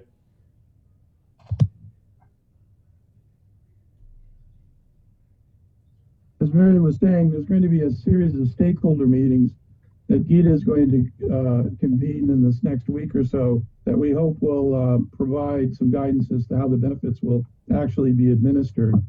And then the legislature itself is going to be holding a public hearing to talk about supplementing the governor's 25 million with hopefully more than 25 million to bring it up to the original 75. And all this is going to require that there be a public hearing, and then that public hearing, all of the purposes and ideas that have gone into creation of the program need to be vetted with the community so they understand exactly what is going on. And I think it's important to say that this is not simply single organizations or individual businesses, as Steve has said. It really is a Team Guam effort where we've gotten all of the community together to indicate to the senators and to the governor that unless we save this particular part of our industry, those people that have been hurt the most, regardless if they're directly involved in tourism or not, then we're going to be losing the core of our existing business community.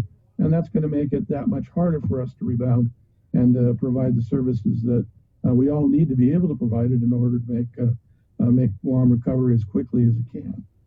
All right, very well. Thank you, Jay. And Mary would like to give you the final word with some parting shots on this latest effort to help small businesses who continue to struggle. But as Steve very effectively said, hope springs eternal. Yeah, it's definitely one of several strategies, right? And it was really important to get this going quickly, which Steve alluded to, because the federal dollars have already been exhausted with regards to what's already been given out. But it's always great to hear that Geeta is constantly looking at additional programs. And I believe Director De La Sola at DOL also chimed in on the program that he was wanting to fund as well, with the paying of the minimum wage and subsidizing that, right, with the employers.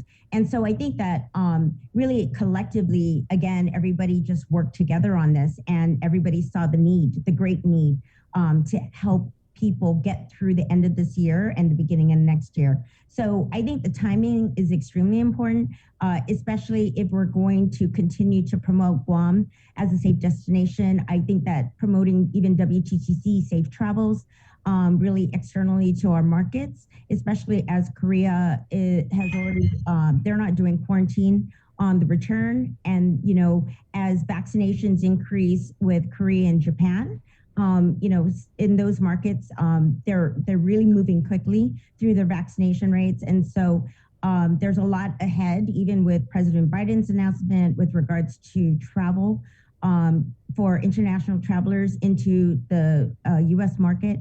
And so there's a lot of things that, GVB and GHRA have continued to work together on with the Recovery Task Force, but just a lot of things that have been in works for some time. And so I think that from a macro point of view, all of those things have to really start coming together.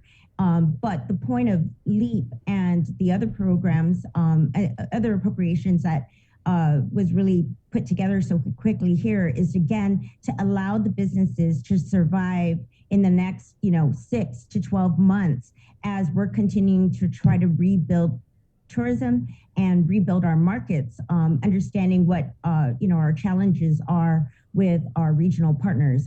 So there are a lot of agents and transportation companies and wholesalers and travel agents that continue to give us a glimmer of hope with what the markets would entail, also the airlines.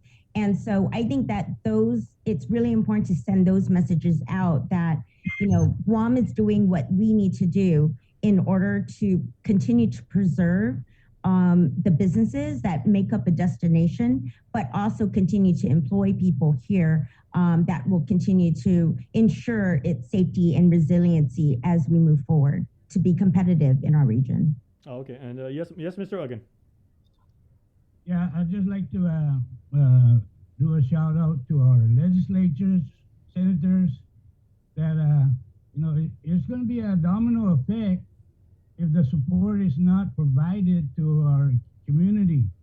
Because if an employee is unable to be employed, then everything falls down on the ground, their debts cannot be paid, they're gonna be in a very hardship situation. So we just want to thank everybody that supported this opportunity that's given out to support the community, and we requesting all our senators to support this if a bill, such bill comes about, because it's for the community. Yes, the business is business, but without its employees, and those employees are the people of Guam, Tautau, then, we're going to have a hard time making a full recovery or a semi-civil recovery, because it affects everybody on the island. And thank you, Jason and the lake, for this opportunity to voice our concern. All right, thank you very much. Right on, Uncle John, you got it. Yeah, and so just to wrap, we've mentioned Chris many times in the show. Inaf Malik also extends to to the business sector as well. It's we take care of our neighbors. Technically, two companies may be competitors and everything, but by no means does one want to put the other one out in the street. We all work together. We all benefit. So, thank you, Mary. Thank you, Mr. Uggan. Steve, thank you very much. Thank you, Jay, Mary. appreciate it, boss. Okay, Chris. Thanks, everyone. Yes, Thank you, Jason. Thank you, Chris. Right on. All right, great talk, guys. There you go. Thanks a lot. We appreciate it. 9:30. Let's take a quick break, and we're coming back with the University of Guam. They're doing a big research project on Pacific Islanders and COVID, and they need some volunteers. Okay, it's 9:30. Also, before we end the show, we are going to give you a chance to win pizza with our Pepsi Ultimate Pizza Trivia Challenge up for grabs this morning. Pizza. Little Have you got your toga ready? My toga's always ready. Well, put that thing on, because we're going to Little Caesars. Right on. It's 9:31. The show continues next. Good morning. Get yourself all caught up with the week's KUAM News, in partnership with the Guam Visitors Bureau, brings you the Guam Safe and WTTC Safe Travel Certified Program Showcase. Look out for this powerful symbol for visitors, island residents, and industry workers alike, as it represents establishments with a consistent global commitment to safety practices. Stamped with approval by the Guam Visitors Bureau and the World Travel Tourism Council. Every Monday on KUAM News will feature a different local business who's taken the Safe Guam and Safe Travels pledge to maintain health and safety standards to get Guam back on track. Log on to visitguam.com to see how your business can receive the designation, what businesses in our community are Guam Safe certified, and have the WTTC Safe Travel certified. Celebrate National Pizza Month with the Pepsi Ultimate Pizza Trivia Challenge. All you have to do is listen to the link during the month of October, and when prompted, call 671-637-0094 with the answer to the Pepsi Ultimate Pizza Trivia Challenge. Winner will receive a gift certificate from our participating pizza parlors and a 12-pack of Pepsi, brought to you locally by Pepsi. Uno Mixed. We're mixing it up on the last Thursday of every month with a look at lifestyle, entertainment, food, and so much more on the stations, networks, and digital platforms of KUAM Communications. Uno Mixed is presented to you by Docomo Pacific, Better Together, and Pepsi. See what's on TV tonight with schedules, network news and notes, local promotions and giveaways on KUAM Communications social media pages. Like and follow us on Facebook or Instagram now for all the latest and never miss out.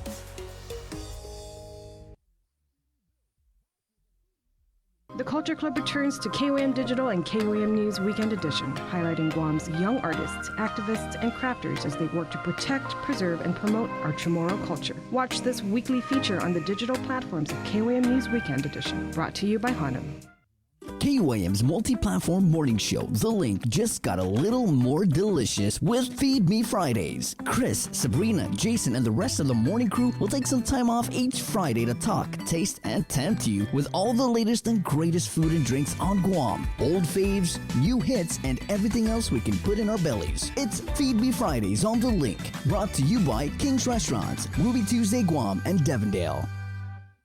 Catch Sports Link on the KUAM News Morning Show, The Link, every Friday for the latest sports news, game schedules, athlete profiles, and more. Sports Link airs every Friday across the multi-platforms of KUAM. Tune in to the broadcast on Breeze 93.9 FM, on KUAM TV 11, live stream through the KUAM News Facebook page, or view highlights on YouTube, KUAM News Facebook, and Instagram page. Sports Link is brought to you by Marianas Irrigation and Landscape. The relationship between Guam and Manila, Philippines is undeniable as we share similar cultural traditions, history, and heritage. With generations of Filipinos calling Guam home, KUAM presents a monthly look at the capital city featuring in-depth and engaging interviews on everything from medical tourism to new business and government leaders. Veteran newscaster Nestor Lecanto delivers Beyond Our Borders. This special program is brought to you by KFC and the Medical City, where patients are partners.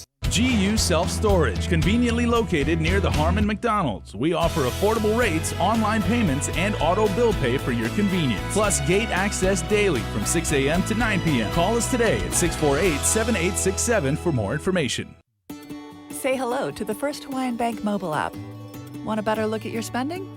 With MoneyMap, you can automatically create budgets and manage where your money is going. Know when you have a green light or when it's time to slow down.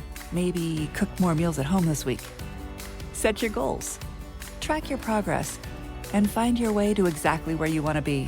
With MoneyMap from the First Hawaiian Bank mobile app. It all starts with yes.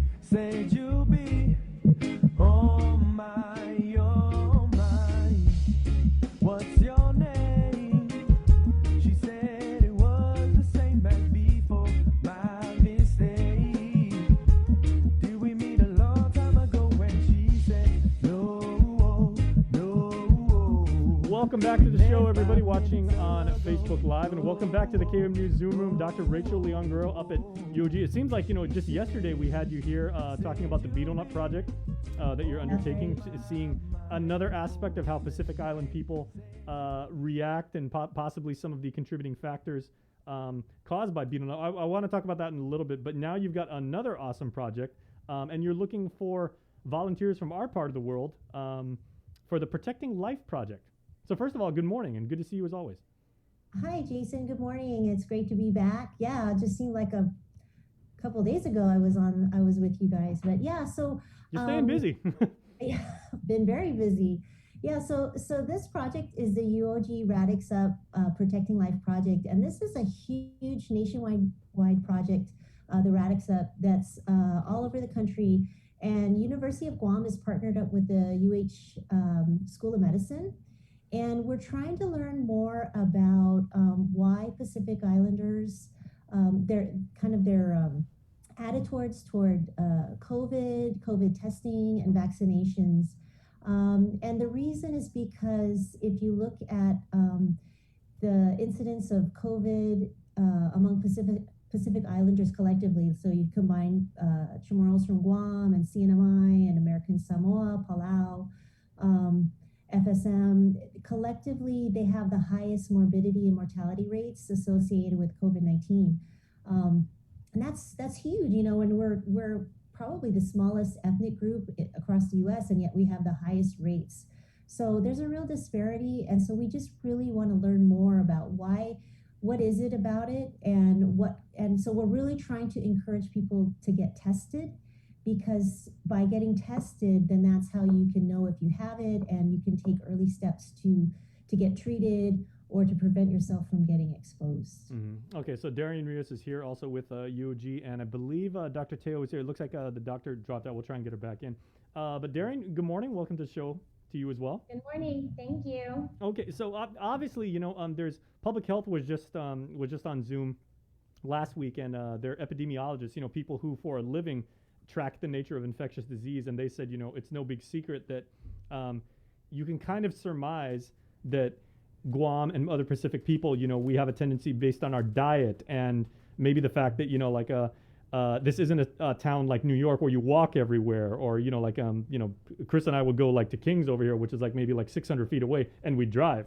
So that has a tendency to lead to behavior patterns, which leads to health afflictions and everything like that. But your undertaking is you're actually looking to get hard data that would make a definitive correlation between the two, and then possibly be able to use this for public health research and say, okay, well, we got to change our behavior patterns if we want to improve our susceptibility to COVID. Is that correct?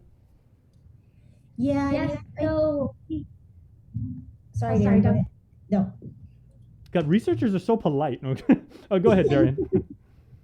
Yes, so we are trying to basically assess Pacific Islanders' knowledge and understanding of COVID-19, along with COVID testing. And the way we do that is by issuing out 2 surveys, which just ask about your understanding and your knowledge. So from that data, we can go ahead and form community engaged strategies that can format and fit their kind of perception. So we kind of see where the miscommunication or, the lack of education comes in, and then we can try to formulate better strategies to kind of, better inform the community about that. How deep are you guys going into as far as how personal is the line of questioning? Because I know obviously generation, age demographics, gender, socioeconomic status, these play very, very important components into really understanding why we're so susceptible to COVID.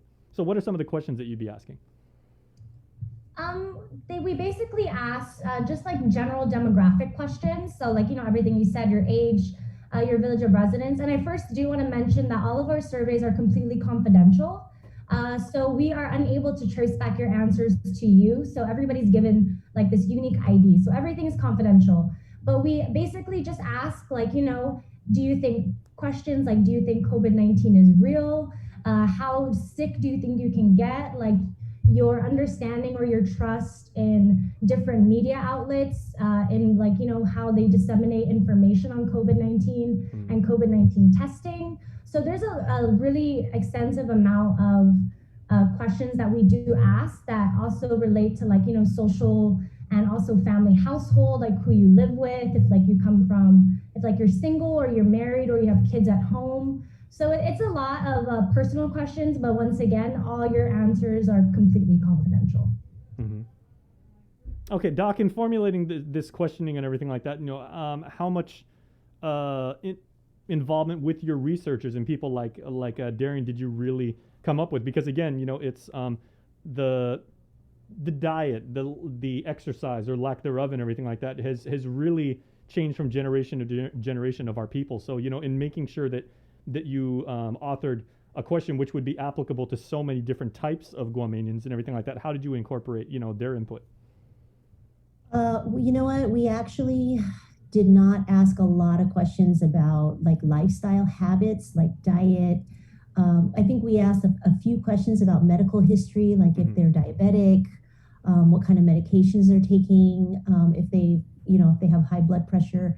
But to be honest, the questionnaire already, most of the questions were already mandated by the CDC.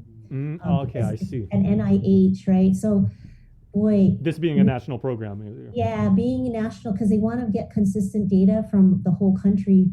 So we didn't really want to ask too many more because, nobody wants to sit down and answer a survey for 2 hours, right? So we tried to keep it as, as light as possible. But yeah, So we didn't get into like how many servings of fruits and vegetables did you eat and do you exercise daily, but we did get some general health information. But it'll be interesting to see, you know, how people's beliefs toward getting vaccinated are related to, you know, their health status, their current health status. Right. Okay. Yeah, it's an interesting, Doc, because actually this Pacific area COVID, it's this nonprofit group out of, I want to say Oregon or California, but they actually reached out to me to do a message encouraging vaccination for Pacific Islanders because they were talking about the vaccination rates being low among the Pacific Islander community.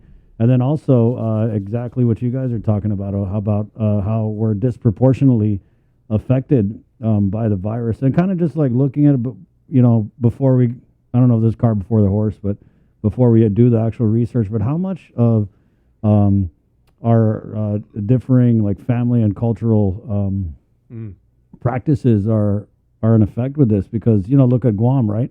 One of the things that we talk about with the spread of the virus is the multi-generational households where Pacific Islanders are more likely to have, you know, both a grandmother, a mother, and, you know, a grandchild in the same house, which again goes back to the economics of it, right?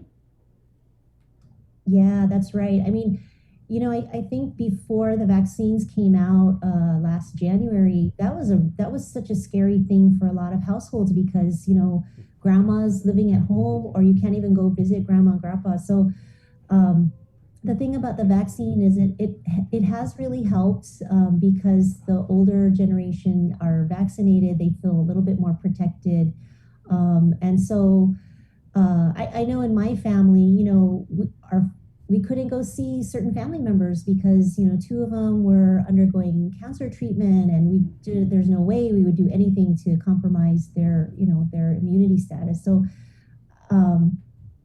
yeah, you know, I know everybody has their own opinion about getting vaccinated and that's their personal choice. But I think, you know, if you have members in your family who are immunocompromised, who have illnesses, you know, who have diabetes, you know, it's really important to, I know for myself, you know, I went and visited my parents and they're in their 90s and I got vaccinated. I wanted to get vaccinated before I went and visited them because I didn't want to be the person that was responsible for exposing COVID to them. So I think, yeah, it's important that we're the multi-generational households. It's really important to respect and to help protect our family members.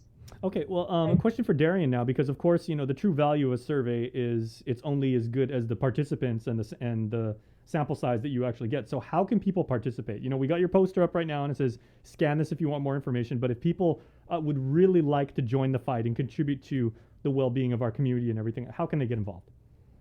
Sure. So we actually have a Google Forms link that basically can assess your eligibility. So we do have some eligibility requirements. And if you are eligible to participate, it basically asks for your name, your contact information, and your preferred time and date of contact.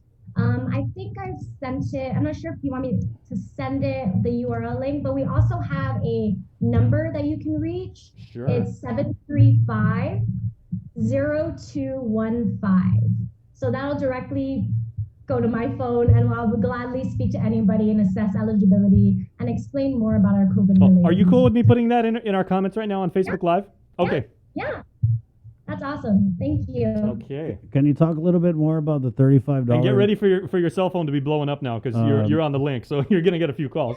What about the $35 in incentives, right? Because I know, Rachel, you talked about nobody wants to answer a 2-page survey, but if there's $35 in incentive involved, probably yeah. Go ahead. Okay, so for every survey, so there's a total of 2 surveys that we kindly ask our participants to complete. And I want to let you know that there is an online option. So we don't ask you to come into the office and take it in person. There is an online option, which you can easily do on your phone. It takes around 15 to 20 minutes to complete. For every successful survey you complete, you do get a $10 gift certificate to one of our local grocery stores on Island. So for every survey, it's a $10 gift certificate. So there's a total of 2 surveys. So overall, that's $20. And if you recruit other eligible participants, that's an extra $5 per recruit. So, we always ask our participants to go out, recruit people from your household or your friends or anybody who just may be interested. And just for compensating, we'll compensate for your time and your effort. We give up to $35 in incentives. Also free research study shirts. We have our own nice logo, which is So you guys are really available. using network effects and really making sure that this thing branches out. You get a free shirt, guys. Hey. Hey, I've taken a bunch of surveys on surveymonkey.com, for free. So You didn't get anything. I know. Yeah, Darian, count me in. Count Chris in. As long as they got it in Excel. Okay, so I guess we'll wrap with this. And Dr. Leon-Guerrero, it's kind of like the same way we talked about your very important survey with about Pugwa and its impact on our community. How long are you going to be doing like the survey, and then after the data gathering phase is over and everything like that, when will the results hopefully be published, be made possible, or be made public, I should say? I think we're going to be recruiting, we're trying to recruit 800 people here on Guam. And so far, we're not quite to the halfway point. So I think we've got another 4 to 6 months to recruit. And so we've already got a progress report with the data that's collected so far. And so I think as soon as the data is completely, we're finished with the data collection, I think it'll be within a month or two that we'll have results. So, because this group that we're partnered with in Hawaii, they're very, they're very fast. And so, and the data, because a lot of it's done online, it's uploaded to the server right away. So they have access to the data, and it makes it really fast. So it takes a lot of the human error out of it. So yeah, I think that as soon as the data collection is finished, within a couple of months, we'll be able to publish. Yeah, it's so cool. It's a very swift project and everything like that. And as Darian said, I mean, there's a lot of incentives in it and everything like that. But the most important thing that you're doing, you're helping our community understand why we are susceptible, and hopefully the research that comes from this and everything will change that, and we'll be able to help protect our people. So thank you both. I mean, this is a very worthwhile service you guys are doing.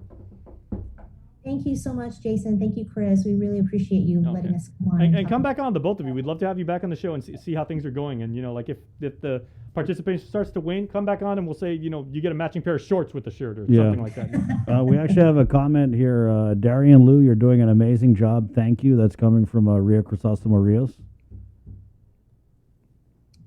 That's my mom. Thanks, Mom. Hey. Well, Hafide, good morning, Mom. Your daughter is doing a really good thing for our community. Yeah. You should be proud. Great work. By the way, Miss Ria, if you want to sign up for a survey, there's $35 in incentives. They're totally available. Thank you, ladies. Thank you. Thank you. Bye. Right. Thanks again. Have there a good you day. go. That's always cute when we get the family chiming in the comments. I like that. 9:50, we're going to take a quick break, and the things are in the link, guys. If you want to sign up for this, it's a 2-page survey, super easy. And again, if you have any questions, Darian's number is there as well. That's in comments, 735-0215, I believe. And give her a call. Obviously, they're really, really nice people, and they're doing this to help keep us safe. It's 9:51. The link continues next. Good morning. The world of television is more exciting. Pacific Matters is a half-hour news, culture, and lifestyle show focused on issues that impact Guam, the Northern Mariana Islands, and the larger Pacific region. Join Tomas Maglona every Monday to discuss politics, trends, and take a deep dive into the issues changing our island home, because what happens in the Pacific matters.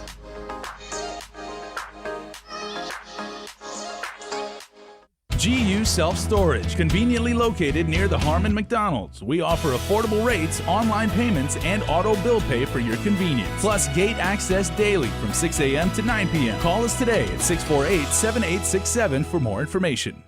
Do you feel like you're missing out on something? Make life more rewarding with Pacific Points. Earn and redeem points for bill rebates and free load at IT&E, discounts on fuel at Shell, vouchers at Foodies, and United Mileage Plus miles. You can even pay with Pacific Points at IT&E, Shell, and Foodies. Pacific Points. Do more, get more. Uno Mixed. We're mixing it up on the last Thursday of every month with a look at lifestyle, entertainment, food, and so much more on the stations, networks, and digital platforms of KUAM Communications. Uno Mixed is presented to you by Docomo Pacific, Better Together, and Pepsi. Celebrate National Pizza Month with the Pepsi Ultimate Pizza Trivia Challenge. All you have to do is listen to the link during the month of October, and when prompted, call 671-637-0094 with the answer to the Pepsi Ultimate Pizza Trivia Challenge. Winner will receive a gift certificate from our participating pizza parlors and a 12-pack of Pepsi, brought to you locally by Pepsi.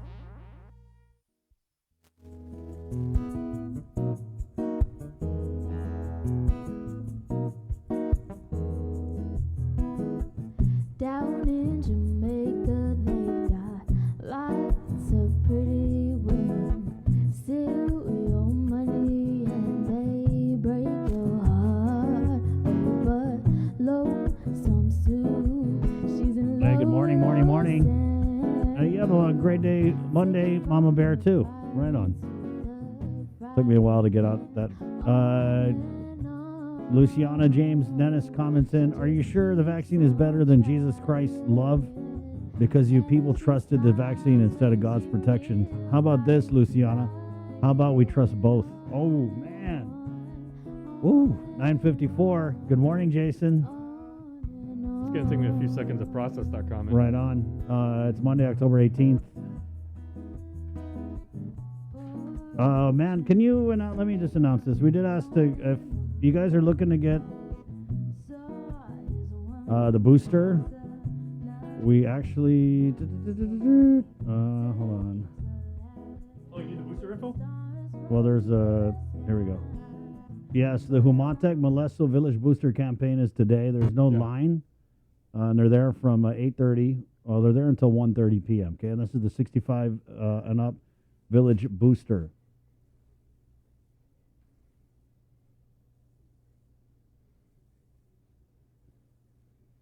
Okay.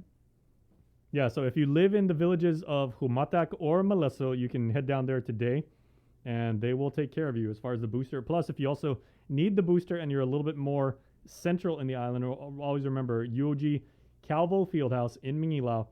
Check out tinyurl.com/vaxguam and make an electronic appointment.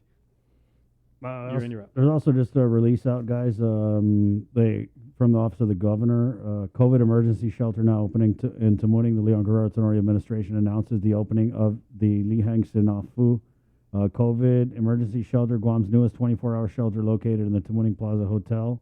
A total of 40 rooms have been engaged to provide a COVID-safe, non-congregate shelter environment for unsheltered individuals and families. CSS will operate the shelter. Okay. Both Catholic Social Services and Maniatlu are funded by GORA through the Government of Guam's allocation of COVID CARES Act funds through the U.S. Department of Housing and Urban Development's Community Development Block Grant. It kind of looks like Maniatlu and CSS will be involved in the operation. Well, CSS is going to be operating the shelter. So I'll have more on that. Remember, we've been tracking this for a few months now. There was an issue with the flood insurance, I think, and looks like they've got that all sorted out. Okay. All right. Guys, it's 9:56. Who wants some pizza? I do. Thank you. Yeah, okay. I've been going to Little Caesars since Kmart first opened. Right. Way back in 1994. I remember that. I was there on the opening day, and I was like, wow, Little Caesars is finally on Guam. You know, when I actually used to deliver Little Caesars. Did you? Yeah. When I was at Hit Radio way back, when I first got back on the radio, the only job I could get was doing traffic. And so as part of reporting the traffic, we would go and pick up 10 pizzas from Little Caesars and then give them out to listeners. So it's kind of like nice. full circle. This was a little bit a while ago. And you know, because Little Caesars is in Kmart, you know, it's a 24/7 operation. You'll see kids. You ever see that? Yeah. It's actually a thing from Instagram. If you go to someplace after your prom, and like a lot of kids go to Little Caesars after their prom, still decked out, you know, full gown, tuxedo. Obviously not in the last year and a half, but you go there, you score some crazy bread, you score some pizza. Dude, bro, check this out. This is like Munchies territory, guys. You get you some of those crazy breads, You get your piece of the Little Caesars pepperoni pizza. You slam the crazy bread in the pizza and you fold it like that. Huh? Oh, I've never tried that. Try that out. Try that Wait, out. do you like the little tiny, like, you know, the Dikiki crazy bread, or do you like, you know, the long ones? Jay, you know I like the long one, man. I've heard that. Thank you. All right. It's a good setup there. Hey, that's the Pepsi Ultimate Pizza Trivia Challenge with our participating pizza parlors. CPK, Pyology, Pizza Hut, Capricciosa, Papa John's, Sbarro's, Little Caesars, Pizza, Vitali's, and Crust. It's so easy. Celebrate National Pizza Month with the Pepsi Ultimate Pizza Trivia Challenge. All you have to do is listen to the link. That's so easy and fun. During the month of October, when prompted, the number to call, 637-0094. Get your dialing fingers ready. With the answer to the Pepsi Ultimate Pizza Trivia Challenge, the winner will receive a gift certificate from our participating pizza parlors, and today it is Little Caesars. And we're going to throw in the cherry on top, for real. A 12-pack of nice cold Pepsi to wash it all down. The Pepsi Ultimate Pizza Trivia Challenge brought to you locally by our friends at Pepsi. Okay, and what we need is for somebody. Right on. We'll take the first caller at 637-0094. Can you tell Chris and Joe Sir and I, Chicago, a great pizza town. The Windy City. They're probably drowning their sorrows in Little Caesars right now because they lost today's game to the hated Green Bay Packers. Oh, man. That's never fun. But Chicago is best known for what type of pizza? Is it A, thin crust, B, Neapolitan, C, flatbread, or D, deep dish?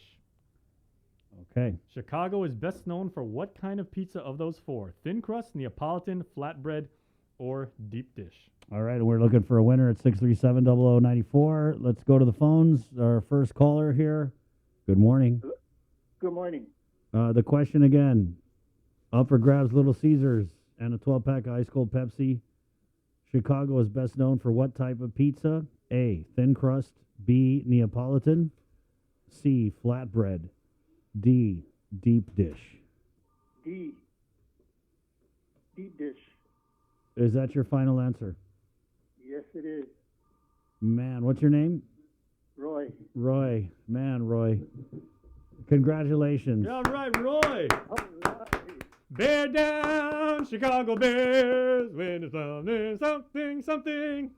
Bear down, Chicago Bears. Deep dish pizza. Ooh, ooh, ooh. Walter Payton, sweetness. Michael Jordan.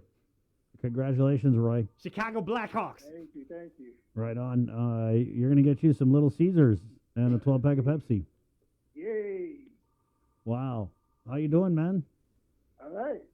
And you guys? Are you guys doing okay? Sabrina just got back. Hey, Roy, what village are you in, Roy? Manila. Oh, Manila. Okay, well, you don't have to drive that far to go pick up your Little Caesars, so enjoy the trip to Tamuning, man. Yeah, and hang on, Kay. We're going to get your info. All right. Okay, thank you. We're also going to have to swab you before we give you your prize. That's a really long Q-tip to reach through the phone. All right. Hey, welcome back, Bree. Thanks. Thanks. You know, Speaking of getting swabbed.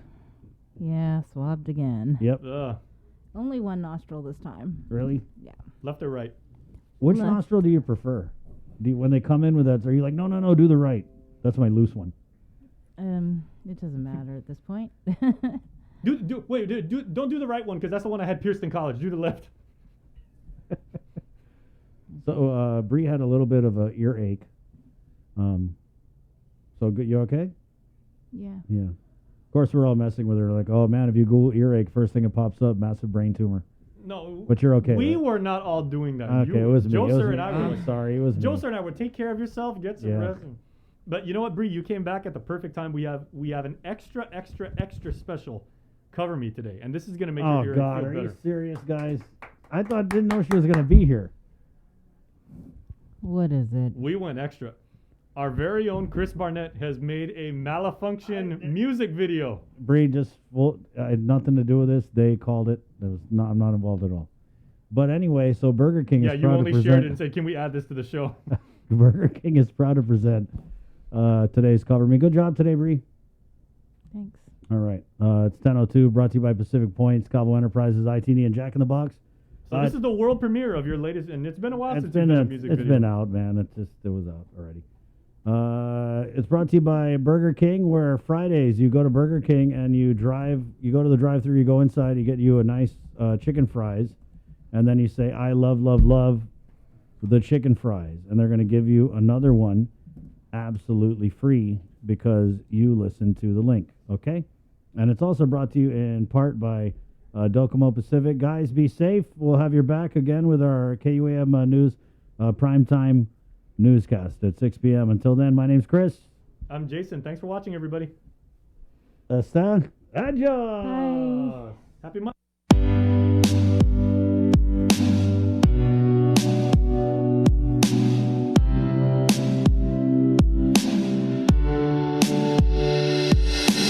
Why would you hurt a dog? Why would you hurt a cat? How would you feel if someone hurt you like that? It makes me wanna cry when I see it on the news. Come on, Guam, there's something wrong with all this animal abuse. Protect our own pets, defending our own pets, treat aminos with respect. Munga machaw our own pets.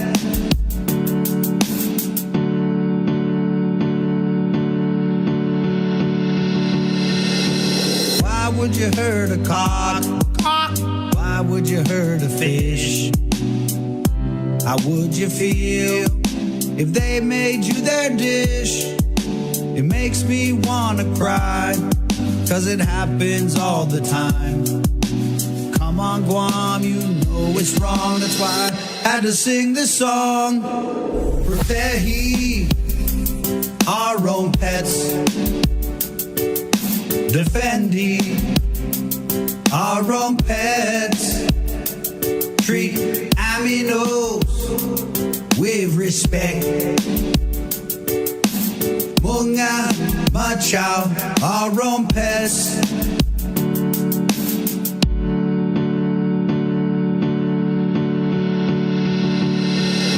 Protect our own pets, defending our own pets, treat aminos with respect. Munga machaw our own pets.